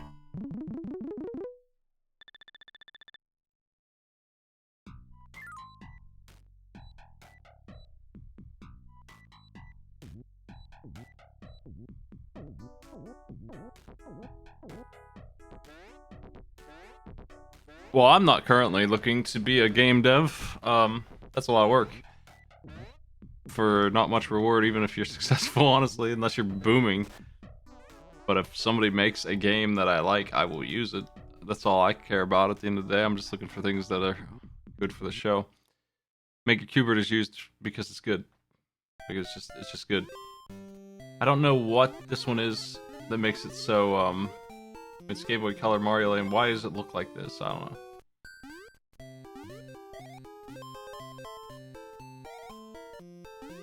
It's not the one that we normally use, but I can tell it's the same game. If somebody makes one, I'm not going to guarantee I'll use it, because I'm going to be as picky with it as I am with anything else. But I will use it if it's good. I'm not, like, not going to use it out of spite. I don't want to encourage anyone to spend a ton of time on something that I'm not going to use.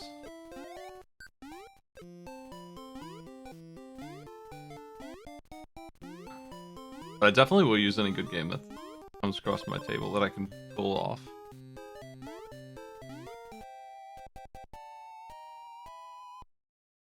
So we don't want this one, right?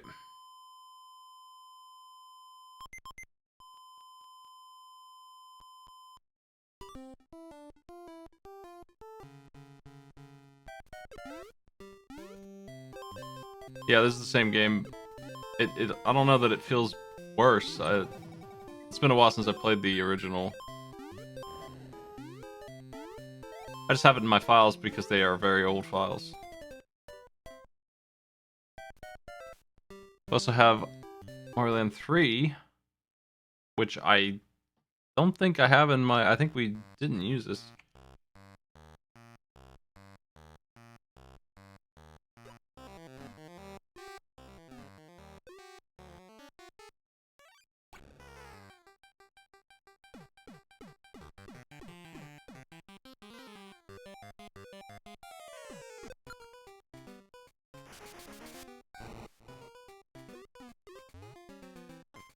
We skipped to Wario Land 2, and that one probably could be tweaked a bit. It's kind of confusing. No one really succeeds in Wario Land 2.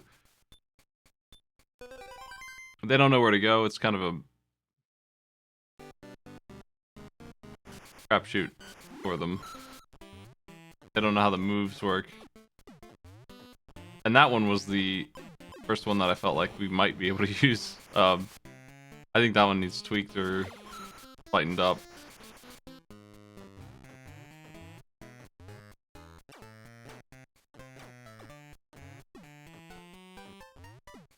These are strange games.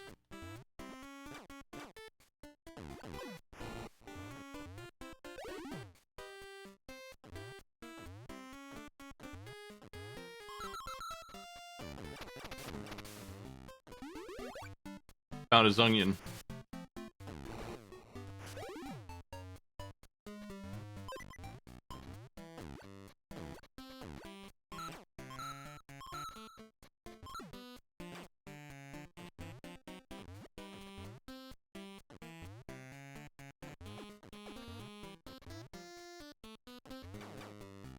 Fine-tuning them in the form of writing down the controls better, more clearly, giving them a little bit of direction, and the numbers that they need.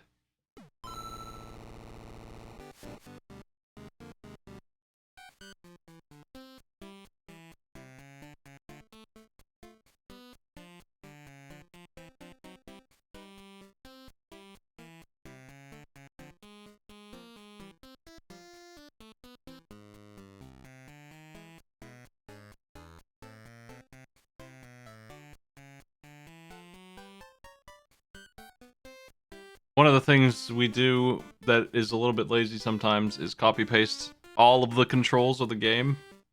And some stages of Wario Land 2 you are not going to use the ground pound, and some of them you're not going to use the wall smash.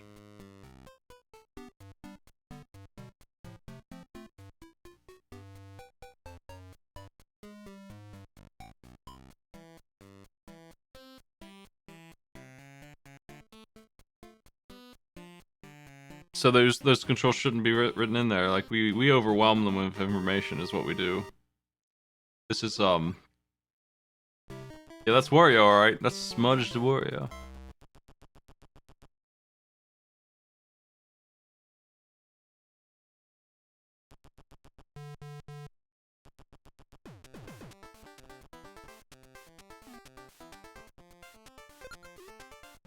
Yoink.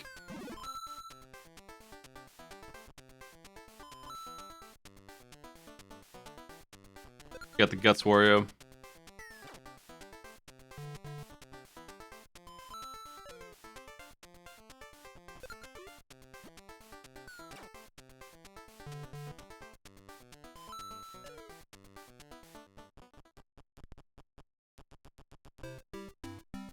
Good work.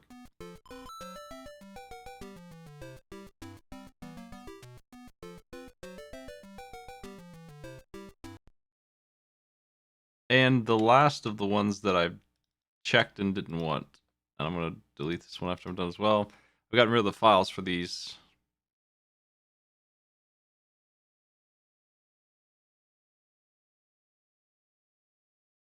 Virtual Boy Water World, there's a game.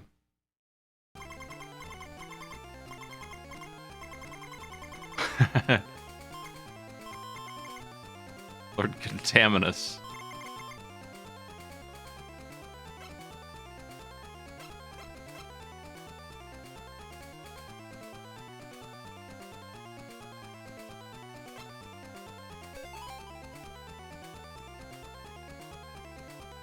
He loves oil.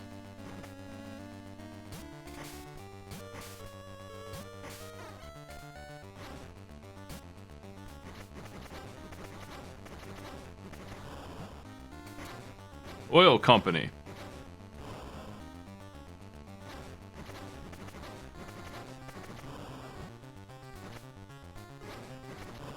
Oil rat. Why does every enemy take 5 hits? Oil rats only take 2.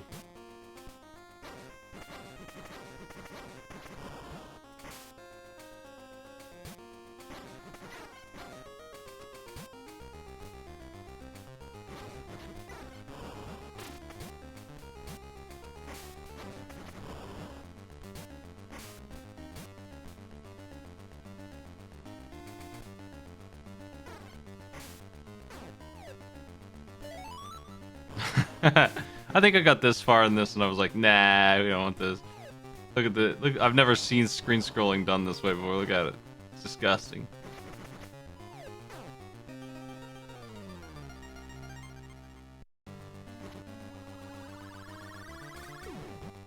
How good of a shot do we get with our charged stick?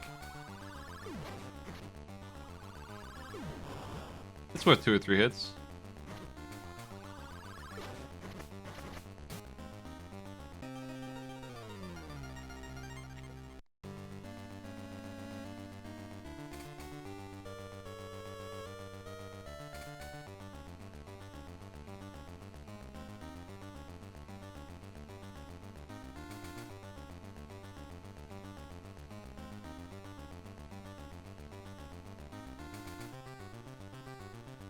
I forgot the challenges for all of these separated. One of them has file names too long for Windows to use.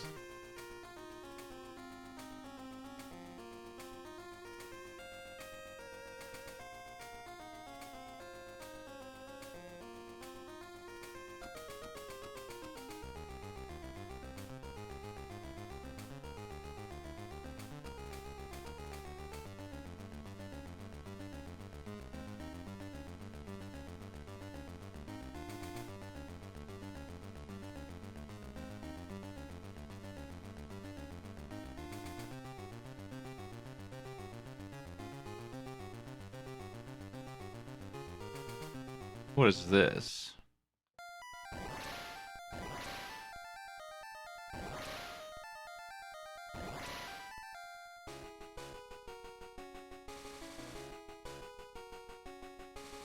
Hey Maddie, I beat Legend of Dragoon. What an ending. Do you remember the ending?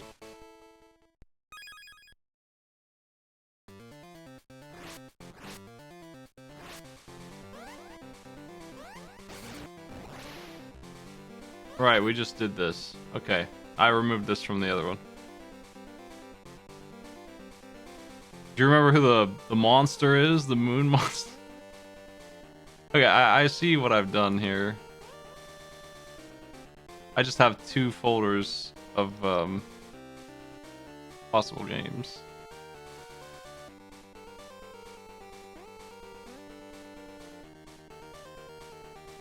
Yeah, the black moon monster. Remember the black moon monster?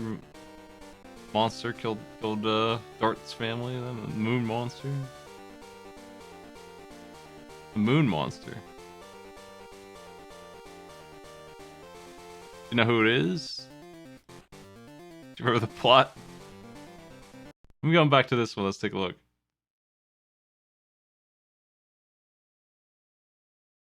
She turns into a bird in the ending. She birded up.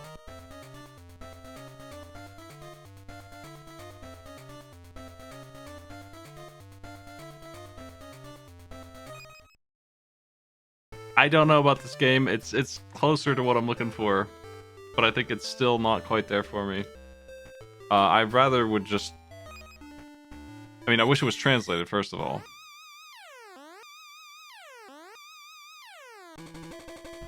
But maybe if it was translated, I would use it. I don't know. it's a little out there.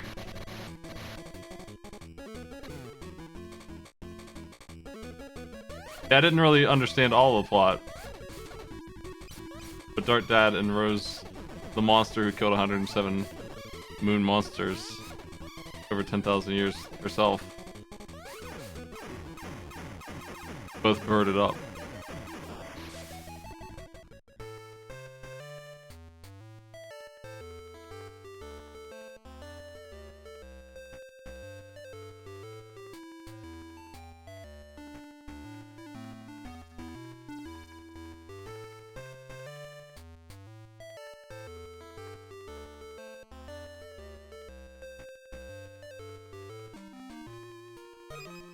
I don't think I want this one.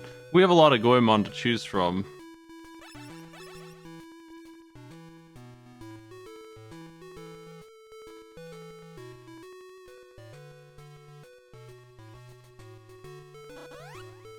And I'm willing to put a couple of these in there. Games that were on Nick Arcade. Like the first SNES games. I might have a little bias for because I saw them being played and made pretty good challenges despite the incompetence of that show's format in terms of challenges. Giving ActRaiser to a 10-year-old and being like, good luck, for example.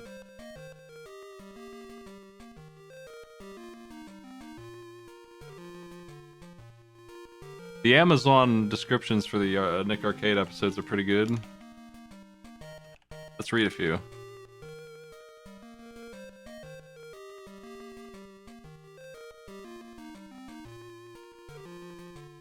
Episode 4.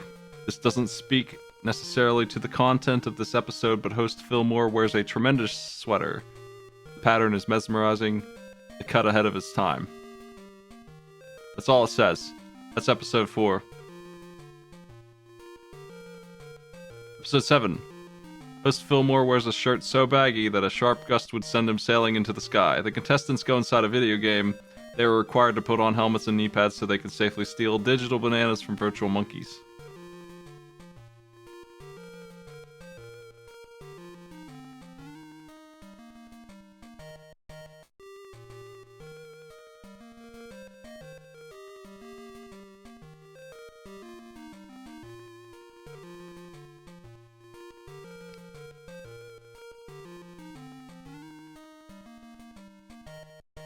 It's like an AI generated script. Alright.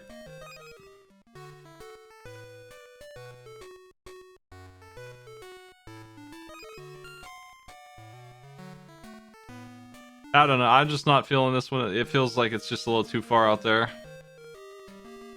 We do have some data that I can look at, and people seem to think that the challenges need to be on the longer side too, and I agree with that. They're 2 to 3 minutes each, all of them, and that's it's the kind of thing that's kind of boring, and if they fail, it becomes impossible.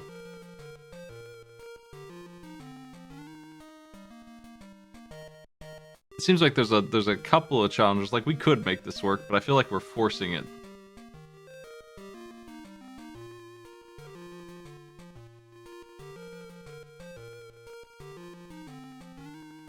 And we could just use a better game out of this series than the Game Boy game for that.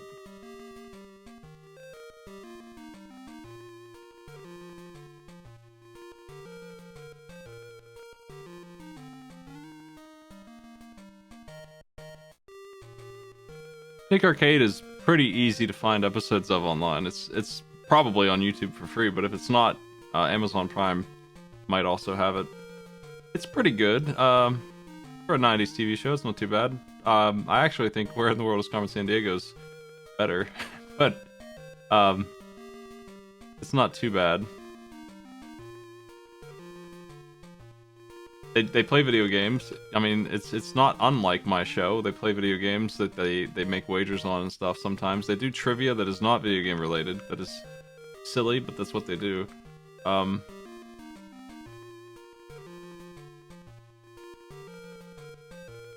the big seller is that they go into a virtual reality game that they obviously don't know how to play.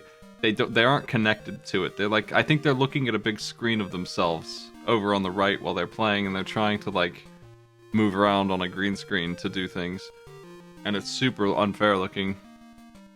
At MagFest, they do a virtual reality remake of the same whole show with actual virtual reality. And they even had Phil Moore there one time. I met him. Maybe I could get him on Arcade Pit sometime. Phil Moore is the Nick Arcade host from the 90s.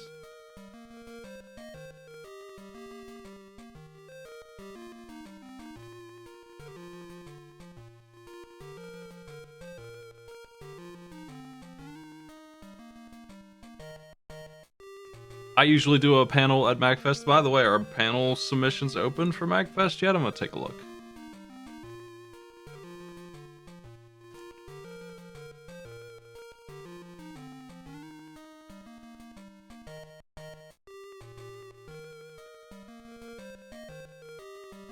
They are open. I need to send one in. I need to get on that quickly. I'm planning on doing another one. I didn't hear that they were open. It's been 2 weeks. I need to send it in soon.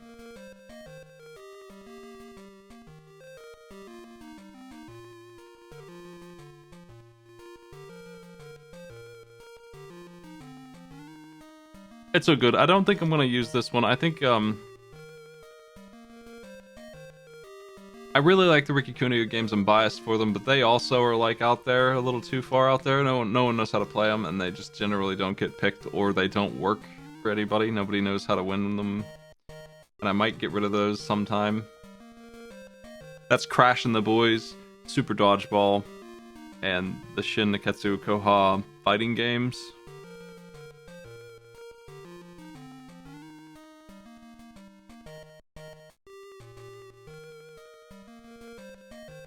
We don't even have River City Ransom because we couldn't figure out how to use that one. And that's, of all of them, the most known of the River City Ransom games. We have River City Ransom in here with like 2 challenges. That's all we could find. And it's pretty much never come up because there's only 2 of them, yeah.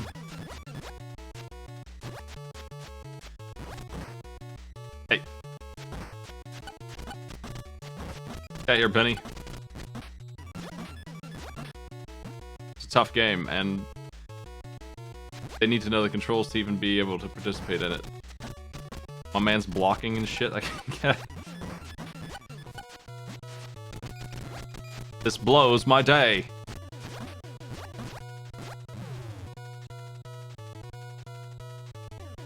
Alex is dead. Didn't eat enough sausage before he came up there.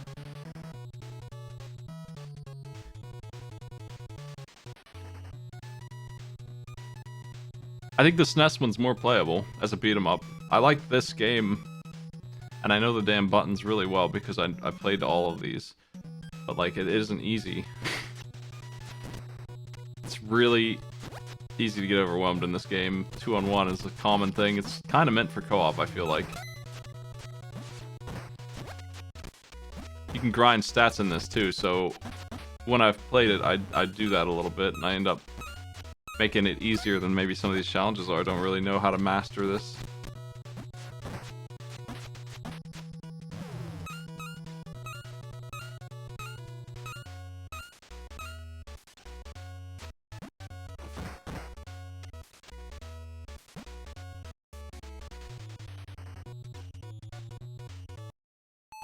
This game here uses the same controls to like fine-tune precision, and it's incredible.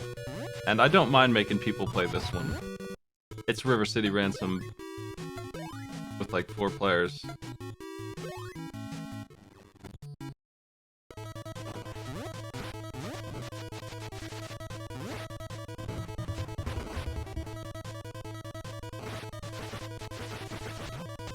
This one has some mechanics that won't get seen on the show. Like if you're playing in co-op mode, you can grab your friend and turn into a roller coaster of damage.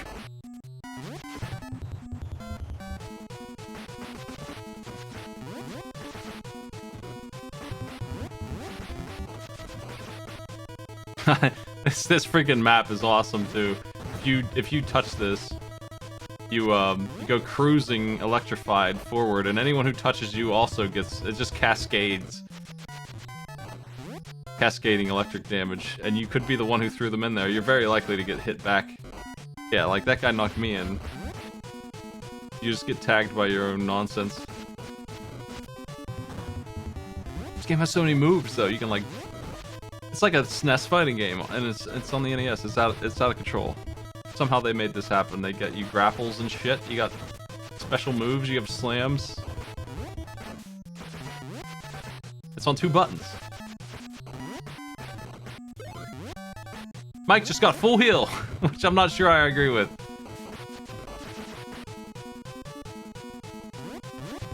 Kill Kunio. I gotta turn him into rice and eat him so I can have some health back. Hey, Kunio.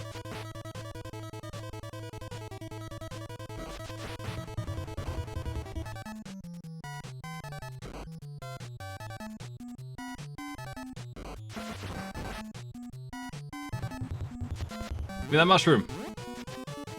Yeah.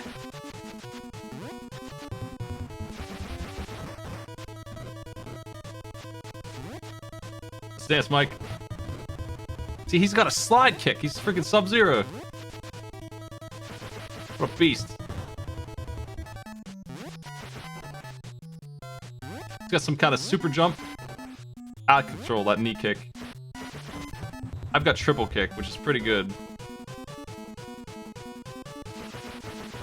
In this game series, you kind of pick your moves, and in this one too, you make a fighter and you give him what you want him to have. And apparently, what I wanted my guy to have, or whoever made this wanted him to have, was triple kick and slam, which is pretty good, close range stuff. But obviously, he's got some serious moves that I think I'd rather have personally. He's flying around, hard to hit, flying knee kick.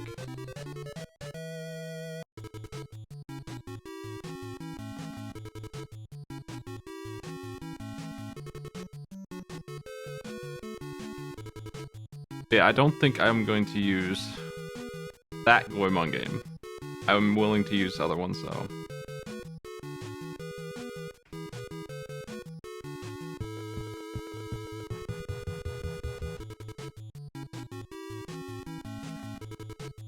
Is there anything else I want to look at today?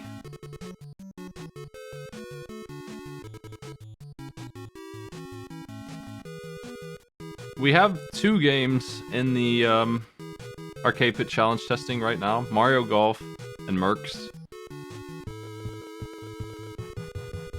Super Punch-Out's in there, and that's not really immediate, but that will be checked later when we're making new challenges. We're not there yet. We're not currently making new challenges. We're going through the database of what's been sent in and checking them. And those 2 games, Mario Golf on the Game Boy and Mercs, need looked at if you're bored and want to help us make challenges.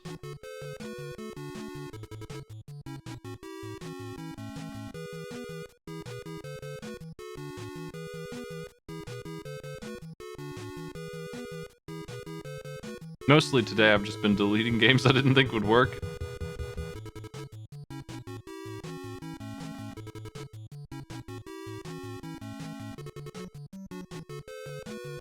But that's fine.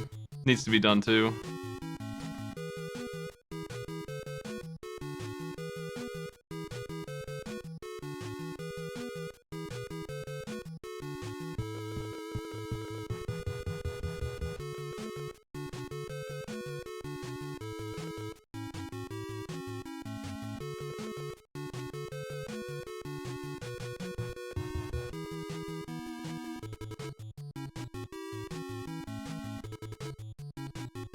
The game people are afraid of, understandably, is this one. And I can see not keeping this one.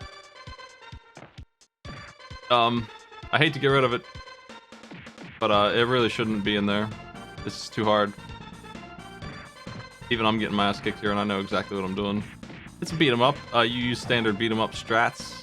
Knowing the buttons is good, though, because then you can do some special moves. And I gotta figure out which ones I want. That's the one. Come here.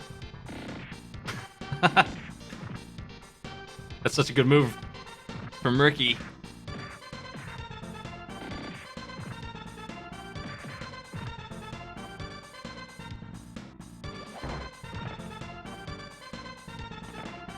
She's got the same kind of crazy stuff.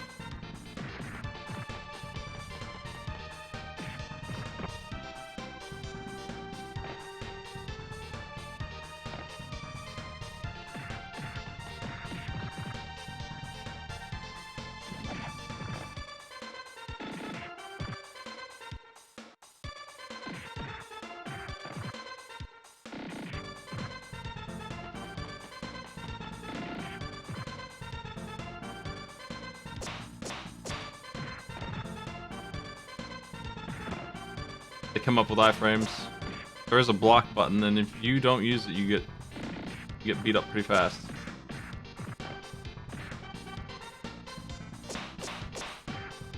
Yeah. I've never really played this single player much. It's always a co-op experience.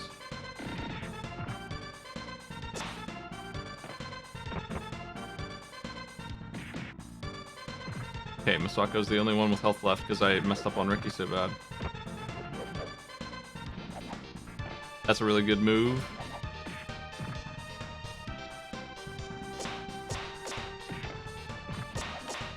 Need to get some regular hits in though.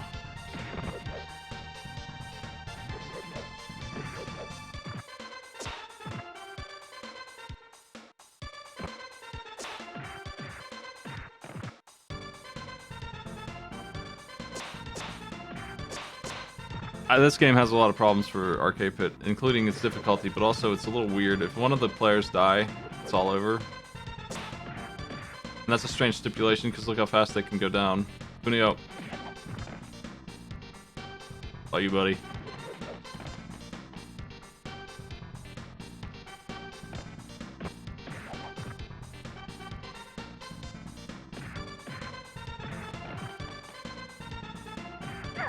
River City Girls is similar.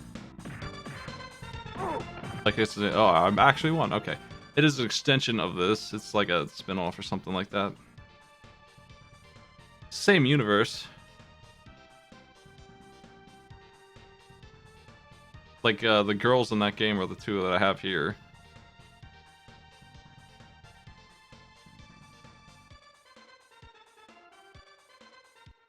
They get shot in this game. Like some guy comes out with a gun and just blasts them. And they go to the hospital for the rest of the game, and you have to fight the guy with the gun yourself.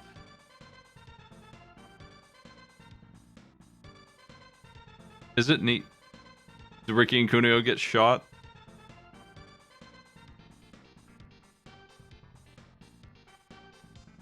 Where's Masuzu?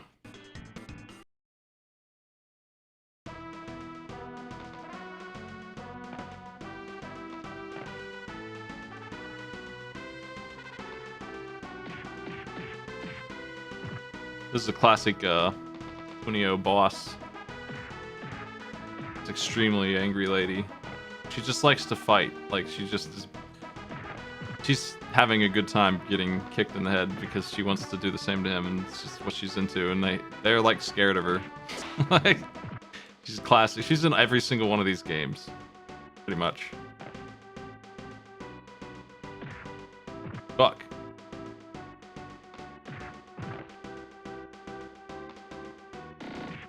This is her theme song playing.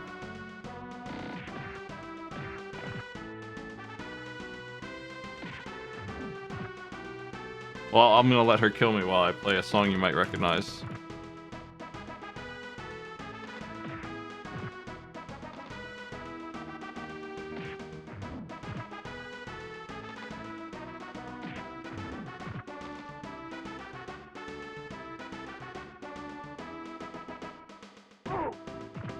Okay, Masuzu Dodgeball.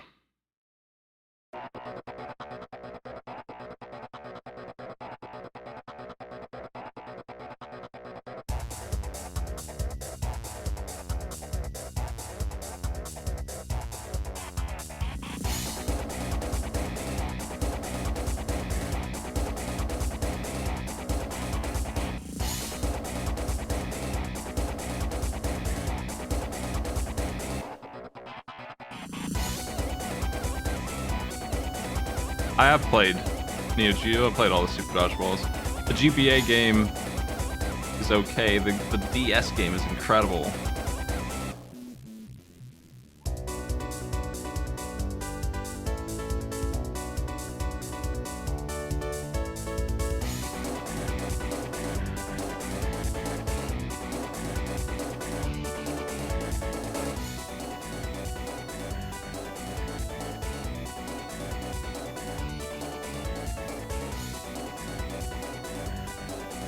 Well, the NES game is very good, but I wonder if anyone's ever fixed the flashing on it. Because they could. I think I'm going to delete this now. I just don't see this game working ever. It shouldn't have been put in. My own bias is why it's been put in. I'm gonna miss it. But the SNES Kunio game is not an arcade pit material.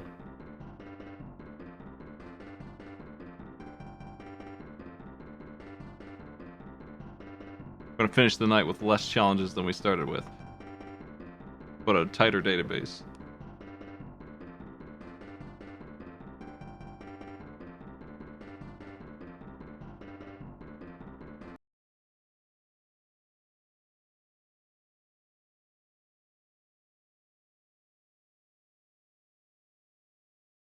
I'm hesitating on the Goemon game, but I'm gonna delete that one as well.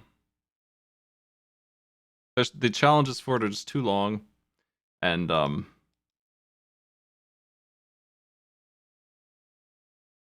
they're just not there for me gameplay wise anyway.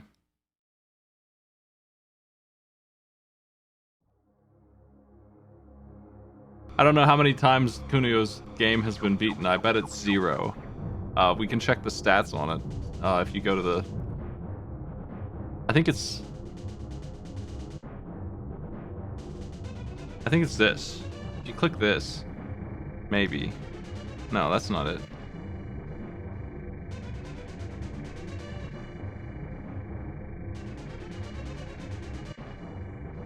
Gotta figure out what my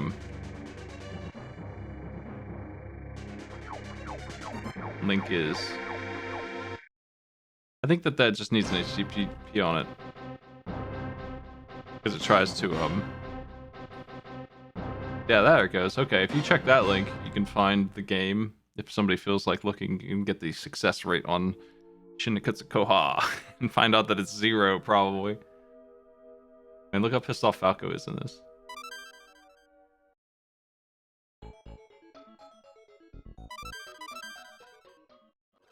I just wanted to hear Cornerio theme where I delete some stuff.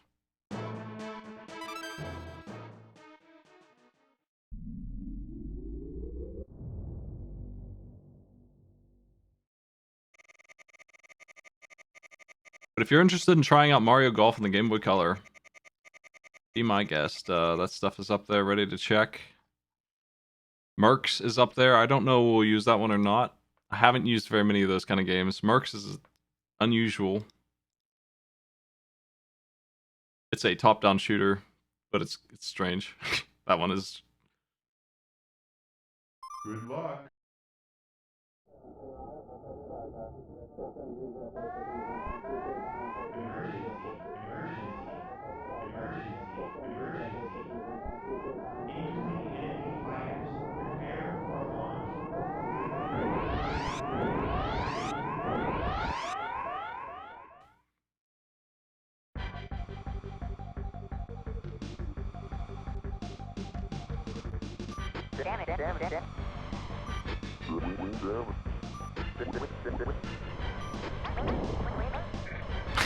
I use those 4 things as like text notifications for people that are super important to me. And like it's baffling to hear it after using it for like years. Like my brother is one of them.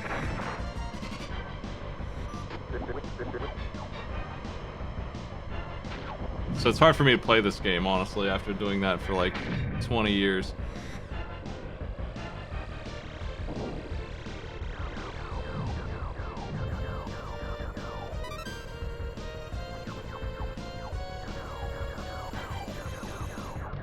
I think my brother is Falco.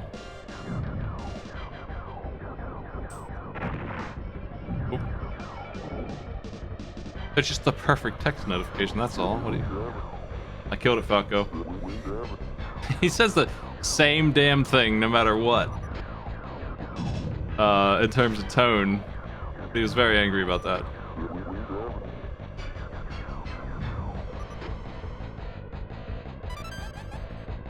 It was really disappointing when I tried to do that 20 years ago or so, and I found out that this game logically stores what they're saying as a single beep, and then they tone it down or whatever.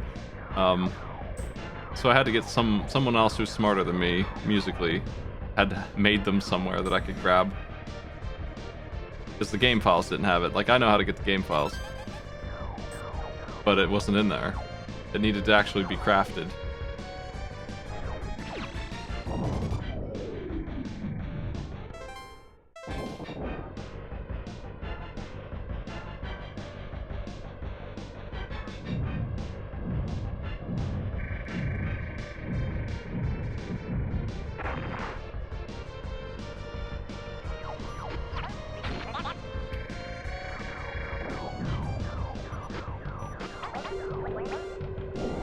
Star Fox doesn't care if you click with it, unfortunately. Which may be why you don't.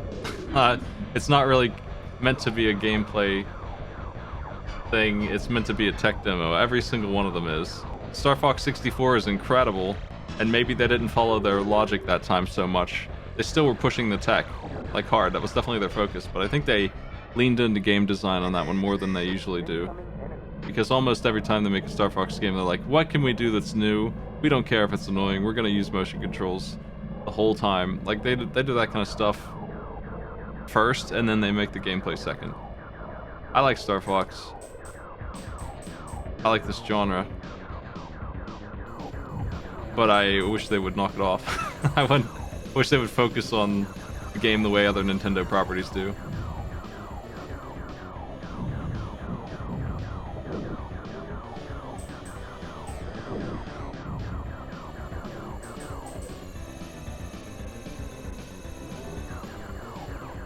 Somebody was asking if Elden Ring or Star Fox 64 were better as a joke on Twitter, and the answer was, they asked the retro community, so nobody said Elden Ring. But obviously those two games are not comparable at all, which was the joke. But nobody got the joke, they were all answering Star Fox 64 anyway. Hey, get out of here, you.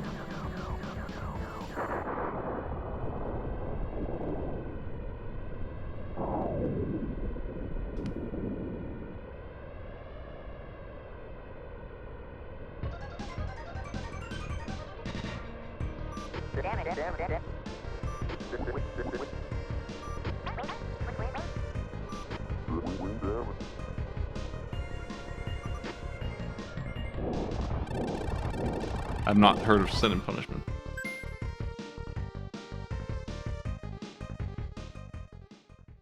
Space Harrier, I think we have in here. Who's Space Harrier 2? I don't really understand the history of this game. It, to me, is a game I grew up with, which is called 3D World Runner, which sucks ass. This is better. But it is the damn same game, so I don't know. Squaresoft made 3D World Runner.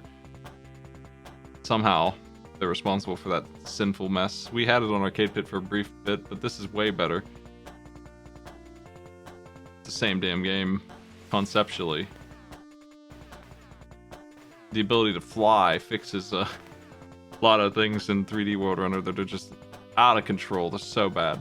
3D World Runner has a part where you have to jump across a stage that is just one pit. There's no ground, it's just pits. And there's pipes about as quickly on screen as these. And you have to jump on the top of them. It's frame perfect. You have to do it the entire time, the entire stage. Get ready. Get ready.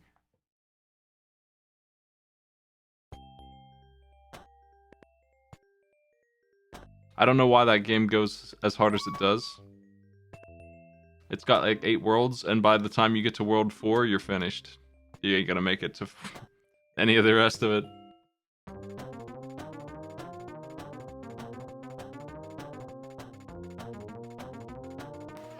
It does have the 3D glasses style thing. Yeah, you can wear the red and blue glasses for the 3D World Runner and do some stuff. It has a mode for that.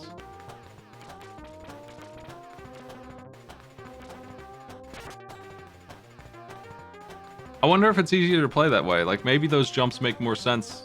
Maybe they have a hitbox that's not apparent. I doubt it. Probably sucks.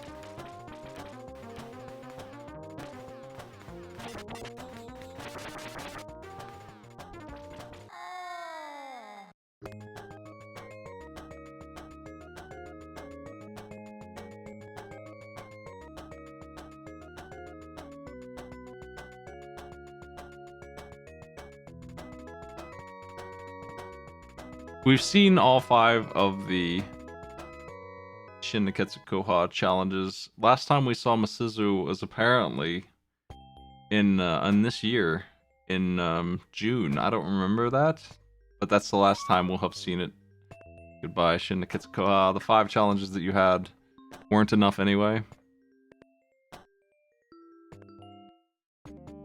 Our pending database is down to 117. Barely anything. Can probably knock those out pretty quick. Let's do 1 game out of that list. I see F-Zero Climax is in here twice. What are these? Why do we have 2 challenges for that still? There must have been a reason. I think I just didn't know what to do with those. Have to figure that out at some point. I'll look at that kind of stuff last. Things that are weird and I don't remember.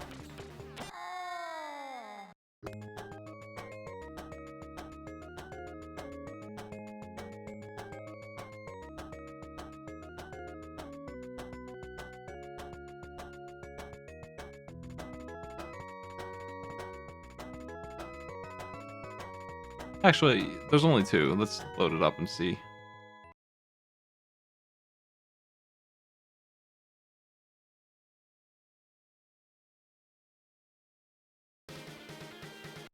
Select your mode. Custom maps. Time attack. Select your Time attack. Edit course. edit course. Custom maps.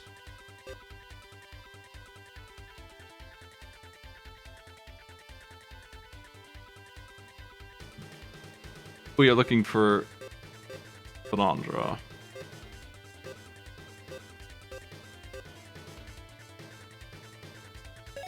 Choose your vehicle. Blue Falcon.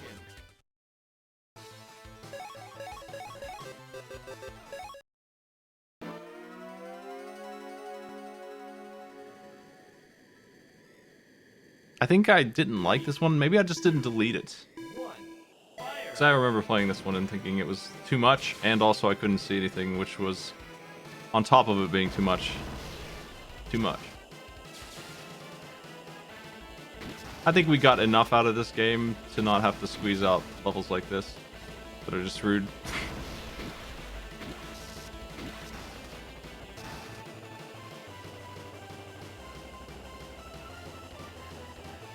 Down the road, if we feel like adding more to this, we can do that.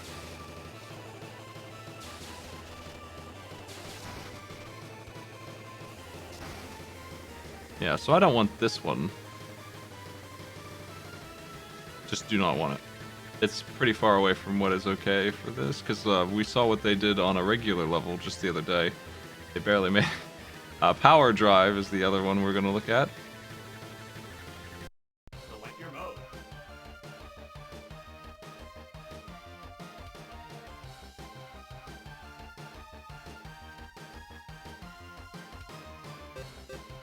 Time attack. Select your course. Edit course.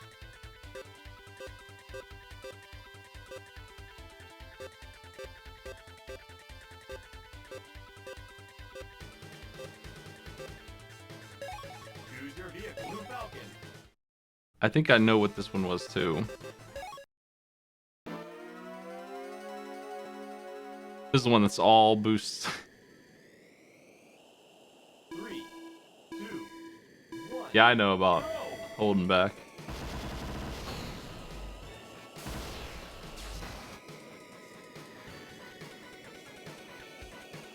The goal in this one is to get a 30-second lap.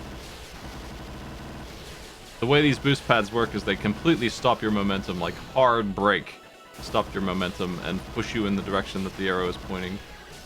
You will not have any like sideways momentum if you manage to crash into the like that. So you can do some tight turns here in this map. I feel like that's pretty advanced F-Zero knowledge, but that's how it works.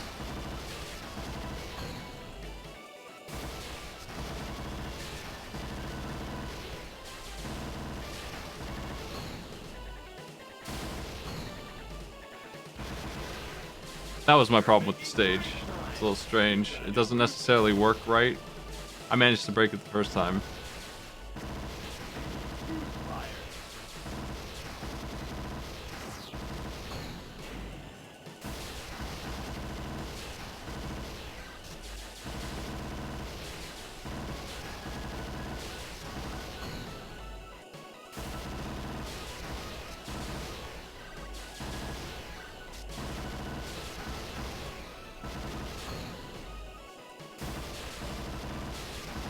30-second lap, I don't know how you do. Maybe I'm missing. You're making great time.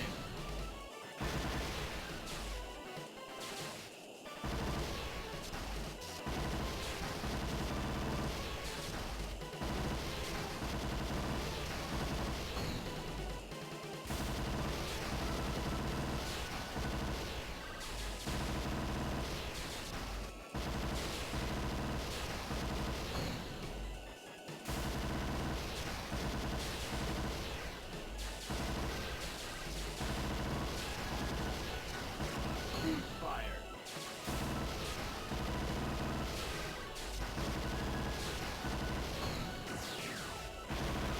Finish. Wonderful. I think the stage is too strange. It's too bizarre. Congratulations. But I couldn't do it. I'm not even close to doing it. Anyway, the number that was put here.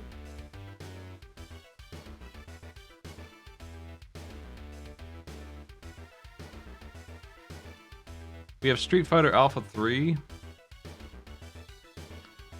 And a different Goemon game. Quite a bit of that one. Street Fighter Alpha 2. One challenge for pop and music. I think I would rather put that on the let's check this one out later list. If we're even going to use that game. I don't know if we will or not. But if we do, I'll put credit for this person.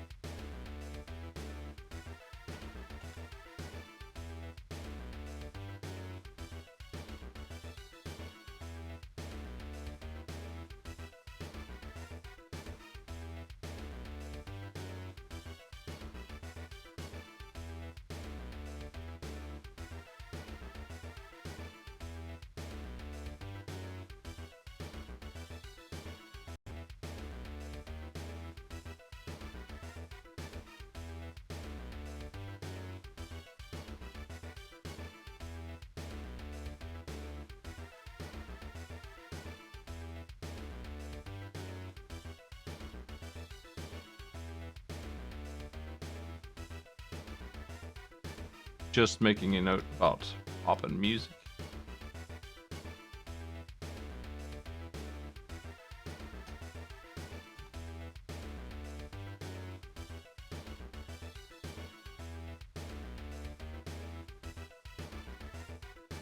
And now I can delete it since we don't have it in there yet. We don't have the files for it, so why would we make it yet? Just wait on that. Really, just a couple games left here. Mario Kart Super Circuit has one for Babam Cheese Land. I didn't know what to do with that one. That was kind of strange. I think we might need to remake the GBA ones anyway, so I'm going to put this one in the, let's take a look at it later, pile as well.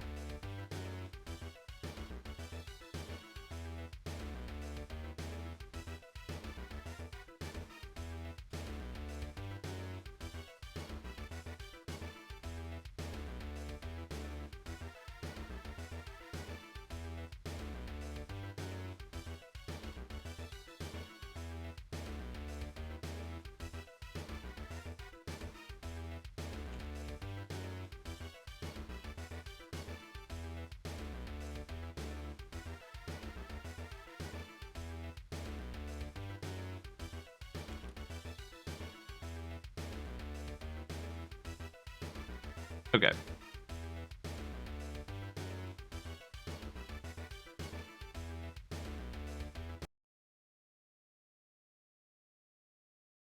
Knocking it down to 113 challenges. There's no weird ones in here now. It's just a couple of games. Just Mercs. Pocket Bomberman is a strange one. Do I want that one? I think that's the last game I'll look at tonight.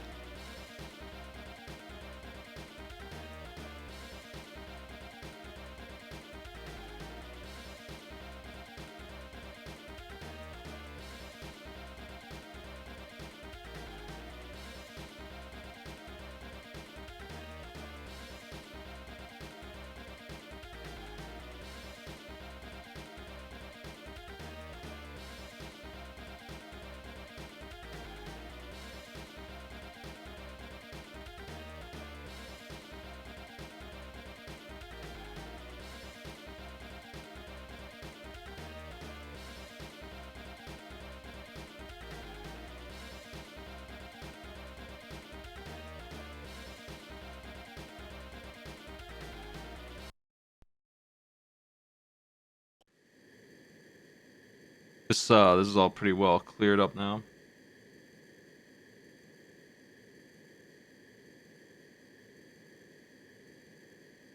Three, two, one.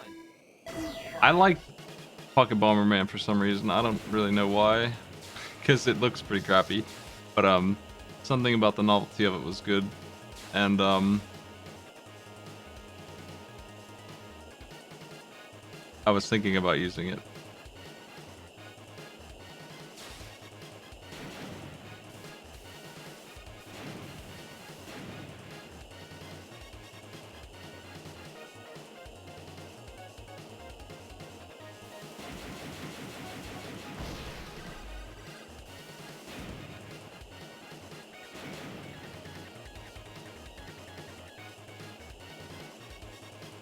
I feel like we don't have a game exactly like it.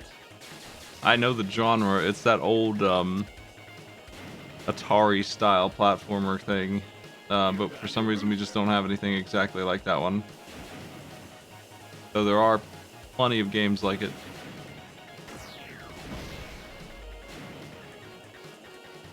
I probably shouldn't use it though.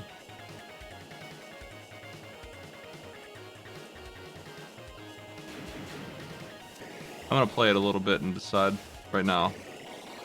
And then we'll be down to just next week. We might be done with the list. I mean, 100 games challenges is not very many. We can probably knock that out, especially if people check Mercs and Mario Golf. That's 2 right there, and then the other 2 are fighting games. You know, we'll either use them or we won't, and if we do, they're probably all good. That's the way fighting games are. They're either good or they aren't, unless they're completely unfair, like you're fighting a boss. See what jumps is here. I feel like I've seen this, like you can't stop jumping is what jumps is. Oop.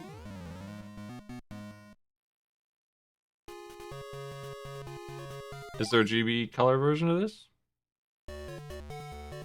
It is because I didn't open that one, that's why.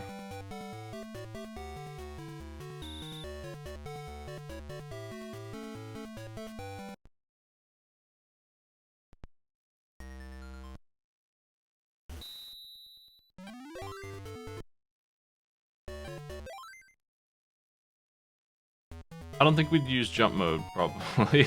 Maybe for like one thing.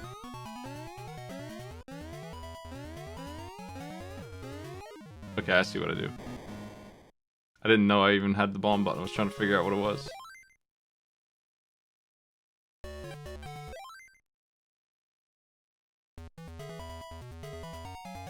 I guess I don't understand the point of always being jumping.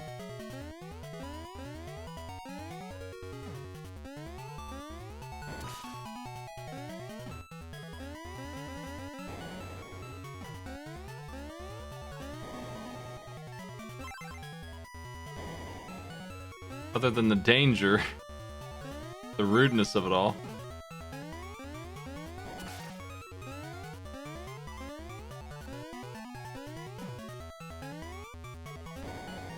Ain't that much danger if you position well. It's just kind of tedious. I don't know. This mode's silly. This is not what the game's proper game is, though.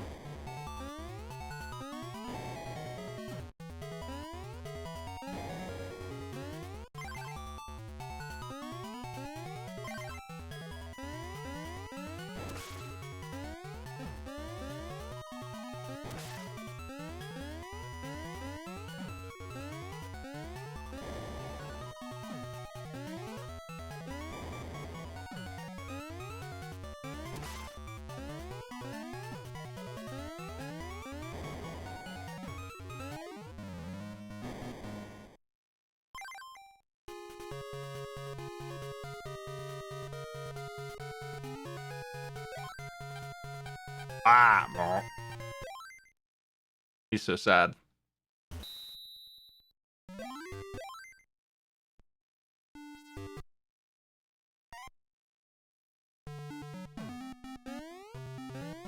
I think I will use this. Like, the goal is to kill all the enemies, right? With a time limit and a number of lives. What happens when you die? Probably eat shit, lose all your power-ups, and go back to the start. But the enemies you killed stay dead. So I think it is actually a good arcadey game. The enemies are all back. That sucks. You would think that they would be dead. Oh well. I think I will leave this one in and we can test it out later. Another, by the end of the month, we probably will be done with the challenge database and we can start the huge project of making all this stuff on the new software, either in a secure way that will like scale into the future, or we just remake it and not do any of that. But either way, we will have to remake all of them on the SNES and the Game Boys. I think those were the ones. The Genesis, I think, works.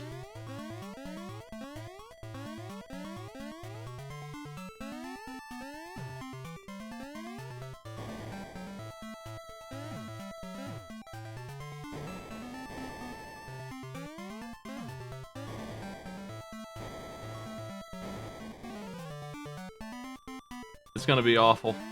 It's gonna take forever. I mean, it's gonna be worth it in the end. We're gonna be on new software. It'll run better. It'll give us more options.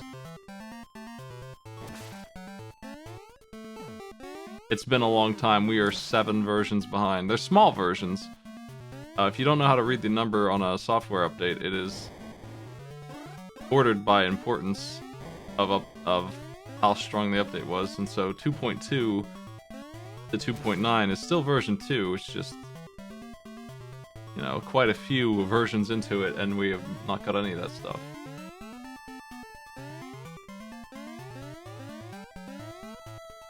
We're gonna have to pick which one we like the best out of the versions.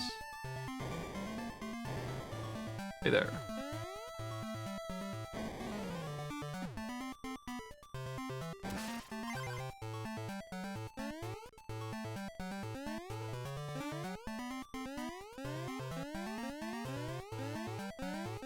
They are up to 2.9, they're working on it. I'm annoyed that they still, as far as I know, can't really use like Mario Paint. That really sucks a lot. Art Alive is not my preference. When we have Mario Paint, a game that is obviously the one to use for drawing challenges. I can't get it to work in BizHawk though. I don't have no Super Scope. They don't care about that stuff, it seems like, in terms of development speed. That's not what they're worried about. They're worried about, tasks things more.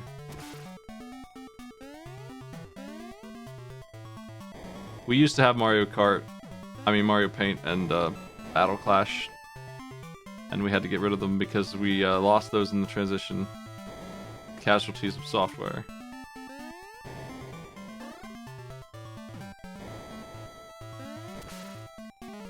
I think the level design is killing me here, and in terms of do I want to use this game or not.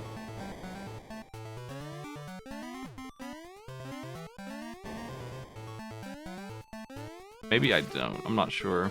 The more I play it, the less I am into it. But it is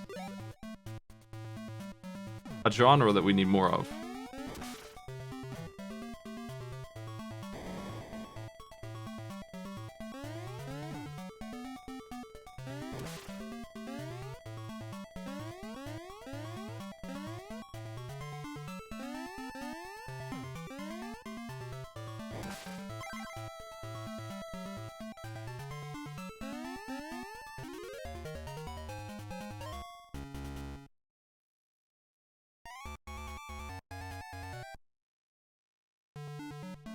I'm not gonna shit on people who are making free software that is as good as this, but I definitely disagree with the priority. Like, it seems to me like Mario Kart is a flagship emulator game that has been working on SNES 9X for 30 years. Like, it's as long as I've been using SNES 9X, it's worked on that. So for them not to have it is a little wild to me. Mario Paint, yeah. Always saying the wrong game. The Chrono Trigger in those games, they had trouble with like transparency and stuff. They fixed those pretty fast too.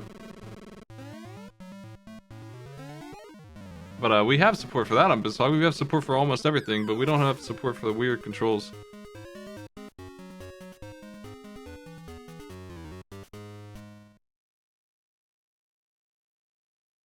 I think that Pocket Bomberman stages aren't up to snuff. Like, the game is good, but the stage design is bad. I think that's where I am with this. That being said, it would be very reasonable to assume that out of a game as big as this, we would have more good stages to choose from, so...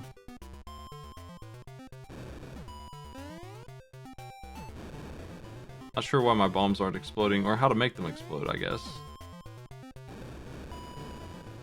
I feel like I might have a remote detonation or something, but I don't know how to use it. There, it's the select button.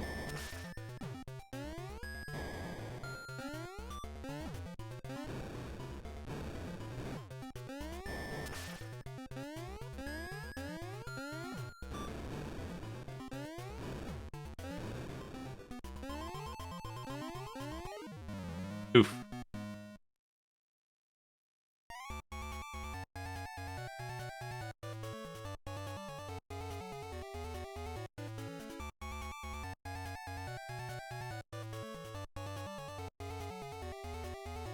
It's an open source project, so it just kind of surprises me that it's as popular as it is now, and there hasn't been multiple people working on it. That is to say, somebody stepped in and made the mouse line up right, or the scope. The scope works if you full screen it, sorta, kinda. Like, it's just not quite right. But they need to make it lock into screen and stuff.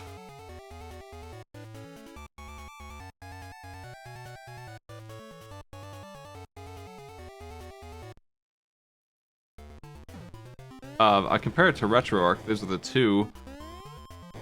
RetroArch's thing is hard as hell to use, and it's a very kind of crappy community. And we don't want to use that one.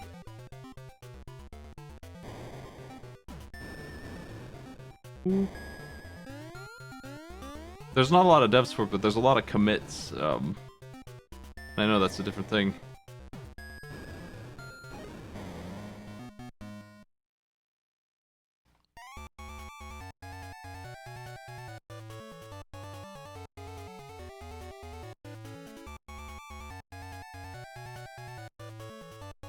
If I wanted to play Battle Clash, I would load it up on SNES 9X and it would work out the gate. It's just ready to go on that. What is this? I'm not sure about Bomberman. What do y'all think? I'm leaning towards no on it, and I shouldn't waste time messing with it. We could find a better game of that genre to use.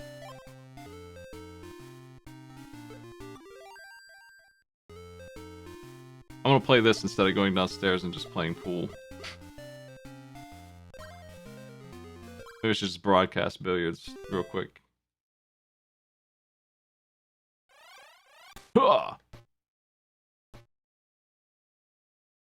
That's the absolute worst hit there. It's out of control. Hard to say what a bar would do without knowing any kind of reference for it. I'm on the wrong side of the table here. That guy was unbeatable anyway.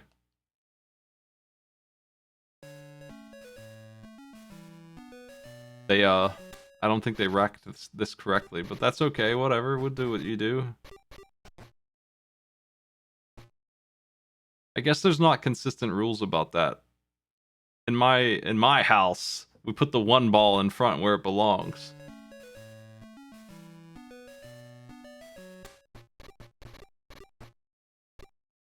I love how they move around like stone blocks.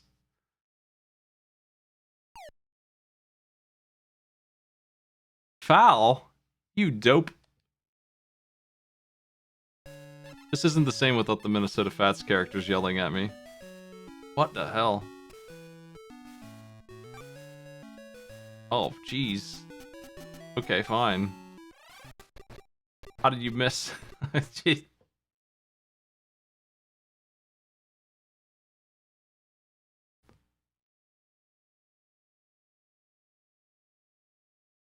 I am interested in billiards as a game. There's a couple options for it. We don't have anything like that in Arcade Pit at the moment. And it's the kind of game that people would understand how to play right out the gate. I think baseball also, and other sports games, we don't really have that we could have. We could have like Tecmo Super Football or whatever, you know. We haven't looked at those really. There's a lot of options for pool, and I'll be the judge. I'm an expert at shitty pool games and being extremely average in real life. You can count on me to get the pool game in there.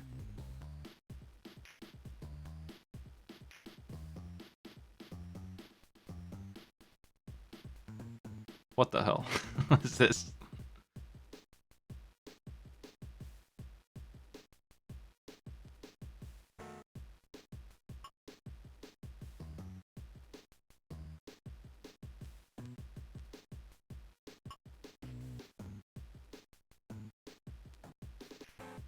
I have no idea how to control the power in this.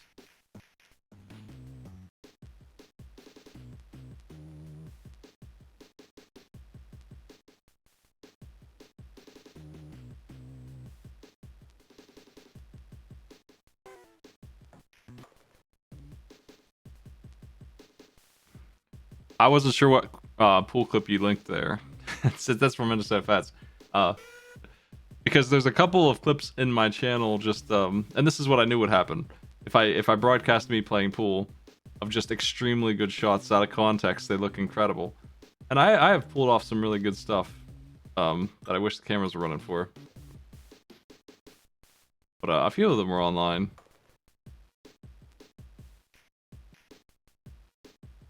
Generally speaking, though, I'm pretty average and I missed some easy ones still. I'm working on it.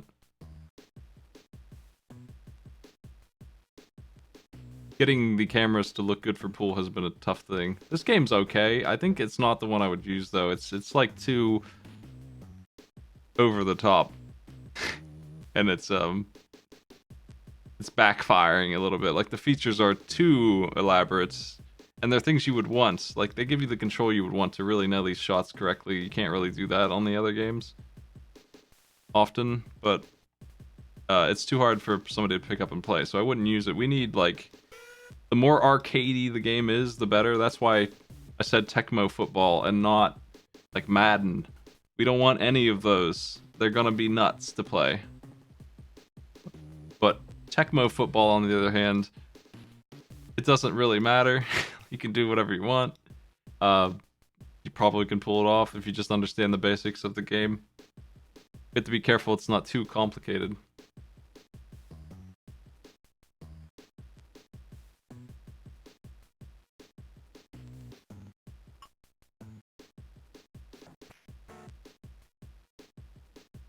Oh. This game is really friendly with how it's going to tell you where the ball goes and stuff.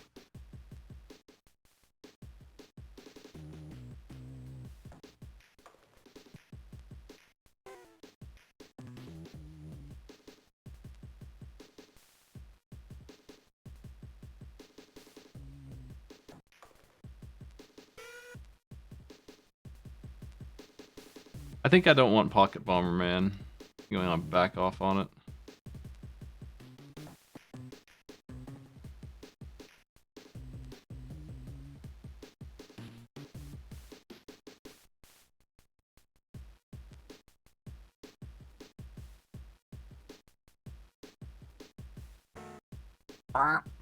This game's music sucks.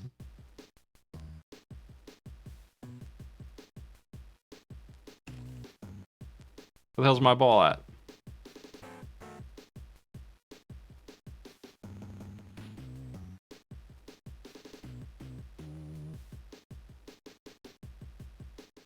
What?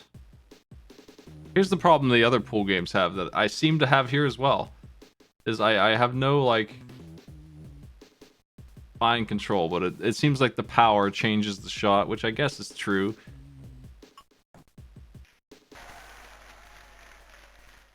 But it seems to me like if you want, you can just use their features to guarantee you win here, right? Like I can just do it in a way that clearly works, like they tell me it does before I shoot, which is strange. I'm a little confused why they're doing that. That probably gets disabled later or something.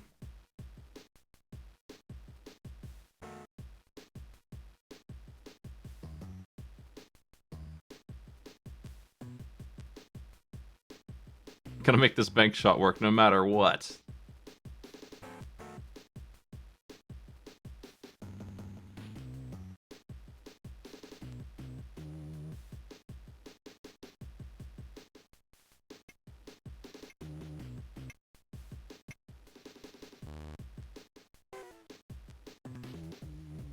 We had a timer.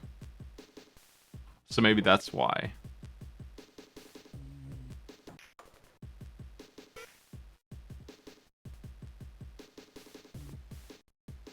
But we have less than 100 with me removing Pocket Bomberman. We have less than 100 checks left, so we maybe should start working on getting ready to start remaking challenges that need to be remade.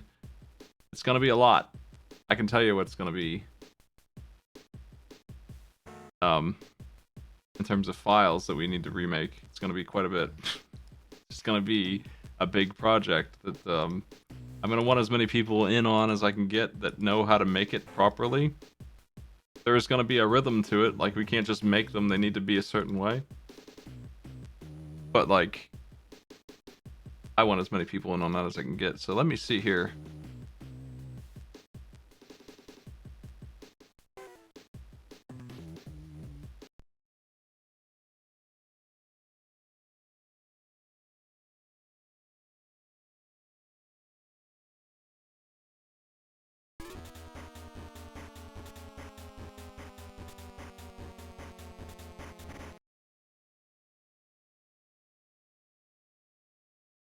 I'm gonna open up BizHawk 2.8, which is probably the minimum version we would use. And we're gonna check out the states for each console and see if they transfer over. Game Boy does not work. So right there is an immediate need to remake 110 saves. One by one. 110 Game Boy saves need to be remade. That's the start. Game Boy Advance.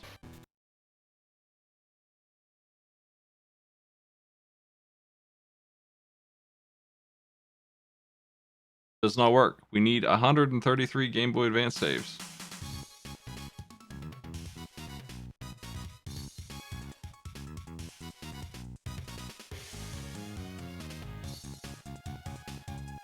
Genesis. I think Genesis does work.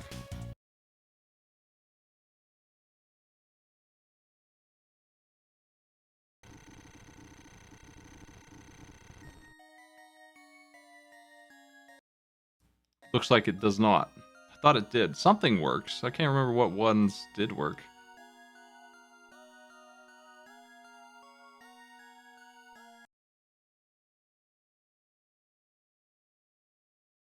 It's possible that some of these use a different core and those ones work. But it looks like Genesis does not work either. And if that's the case, then we need 158 Genesis saves. Should I keep Dinosaurs for Hire? By the way, as I look through here, I see a game that probably shouldn't exist on here either. Dinosaurs for Hire. I'm slowly deleting my Kuso crap out of my Arcade Pit files. I need to know the success rate of that one. That one's so weird and bad. It's another one I'm not sure I should have let in here.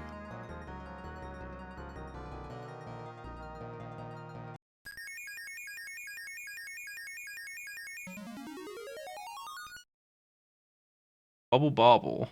NES. Does your save work?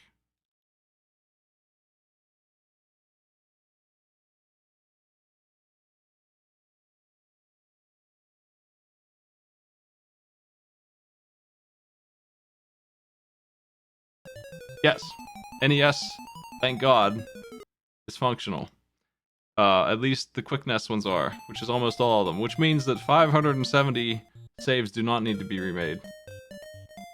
That is quite a bit. It's a huge chunk of not having to do this. That'll save us more than half of the time. So we don't have to remake every single Arcade Pit challenge, but we are going to have to make quite a few. These work. Is there any here that aren't QuickNES? I think almost every single one is at this point.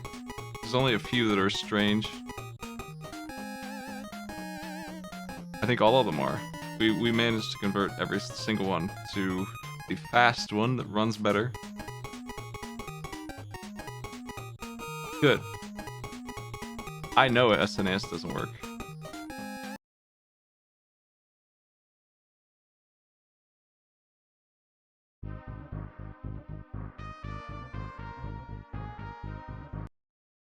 Sure doesn't.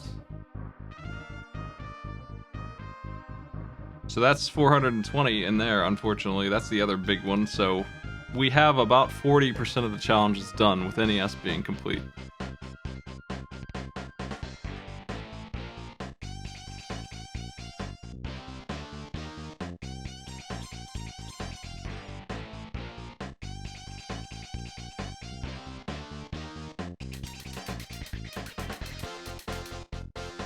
That's the list that we're going to be dealing with soon. That's going to be the rest of the year. And once we're done with that, we can finally start taking new challenges in.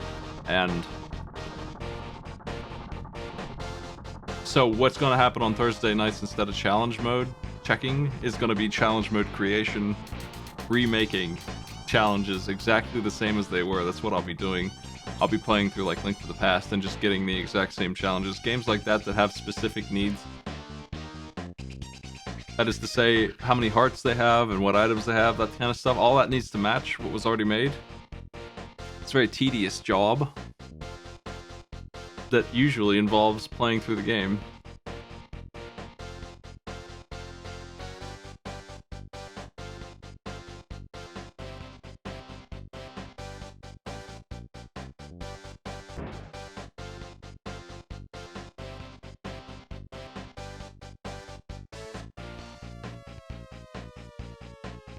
People who want to help make them will need the software, and they'll need to have the original file and be able to load it and see what it is, and then just remake it exactly the same as what they're loading. Just check the lives count, check the lives, HP counts, items, anything like that.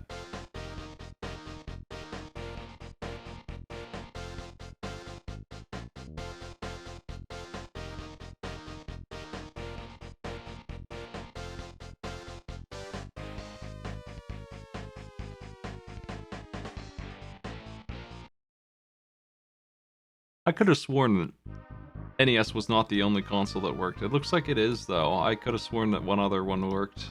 Whatever. It is what it is.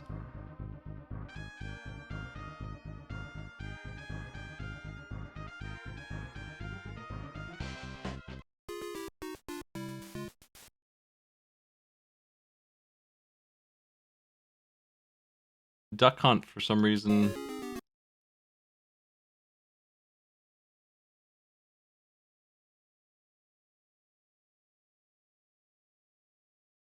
is gonna need to be Nesshawk.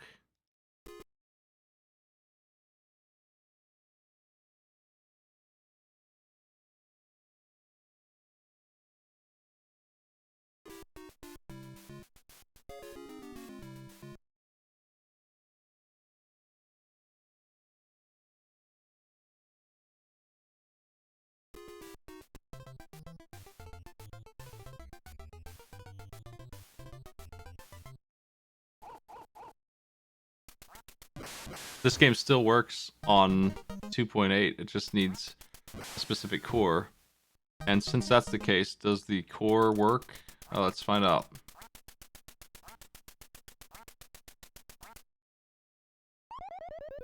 We might not even have all the NES games converted here. It does not. So Duck Hunt and any other games that use these kind of saves will not Um, what other game is in here?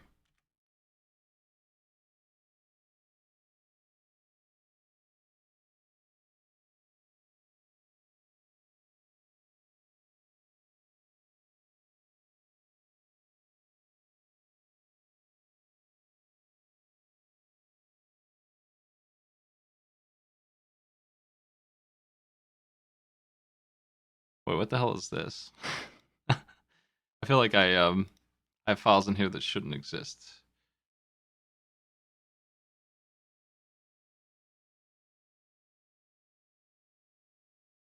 Ebereki, Gimmick, California Games, Castlevania 3, and Punch Out are all on Neswalk.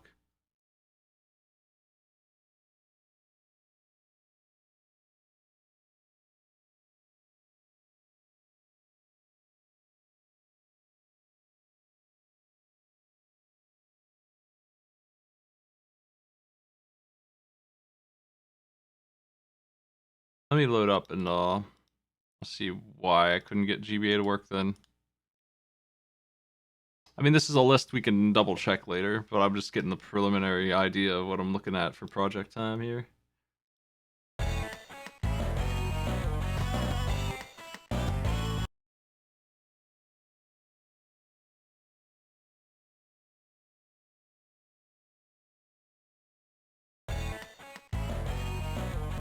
I might have slipped and opened up the wrong file.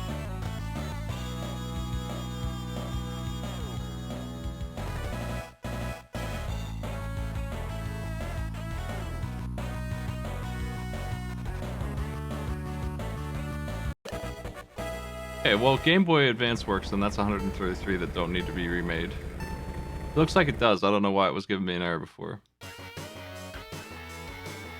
It's Double Dragon. Oh, maybe I loaded... Yeah, that's what... I think I loaded up Double Dragon instead of Dragon Ball. That's why it didn't work. It gave me an error because I loaded the wrong game. GBA is the other one that is... It's seemingly completely functional, just straight up just works. So 133 of these don't need to be remade. So we are about half. Game Boy, Genesis, and SNES need completely remade, and 5% of the NES ones need remade.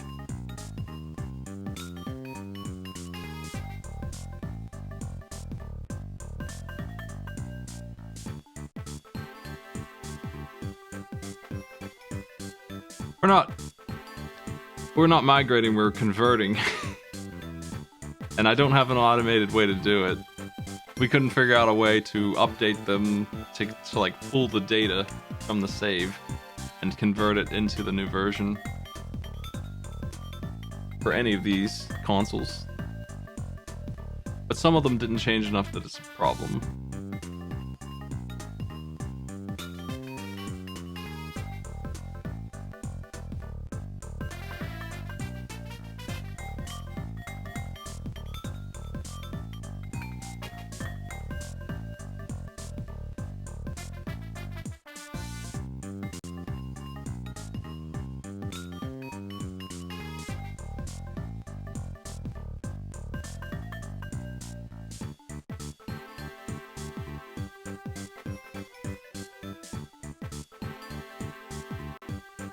Well, that's where we're at. If you are interested in checking what challenges are left, there's not too much left, but there are a few games. Mostly it's Golf and Street Fighter.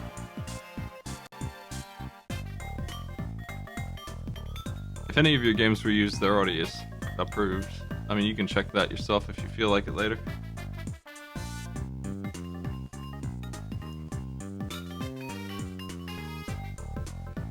I don't know exactly what changes came in this update to 2.8. There are a couple things that are really good that I did see. One of them is the ability to have your controller get red outside of the window without messing around. I would definitely like to convert to 2.8 just for my own reasons. I did have trouble with PlayStation though. For some reason, when I was trying to play like Legend of Dragoon on the new version of BizHawk, I ended up having to go back a version. I think it was because the multi-disc in 2.8 is worse. Like it didn't, whatever core they're using does not support disc swap, and I couldn't figure out how to do it.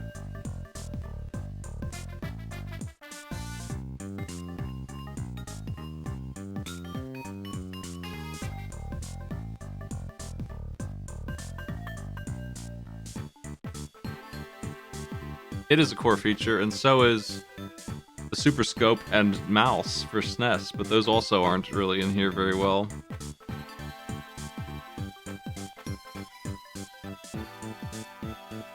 That doesn't matter for my show, but it matters for me that I couldn't switch discs while I was playing an RPG that I already had 10 hours in.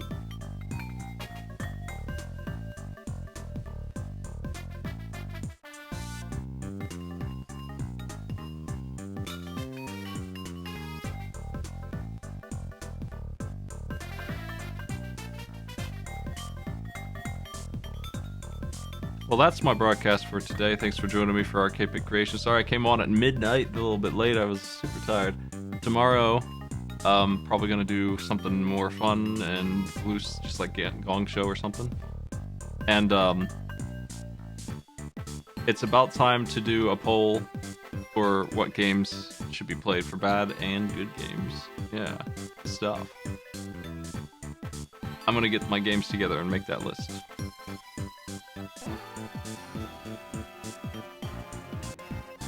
Nice raid.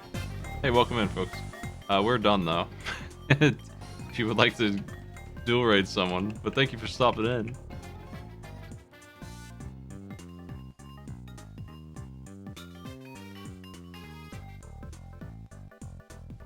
Literally on my way out.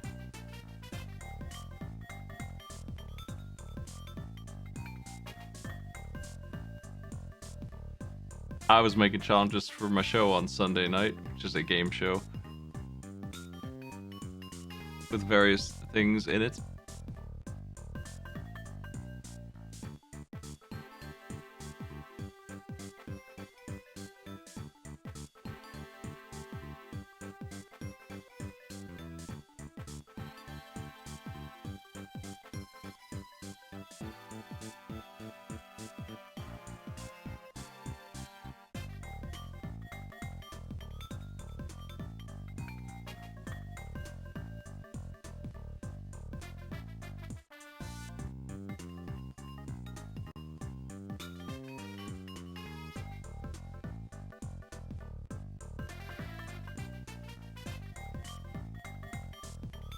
Oh, thank you. Yeah, I'm heading out. I'm gonna host Jacoper. He's playing some Castlevania, but I think he's doing Big 20 training, so it might not be Castlevania when you get there. Have a good night, everybody. I will be back on tomorrow with probably Gong Show or something like that, and we'll be looking at new games to run on Saturday for like just LP stuff. See you later.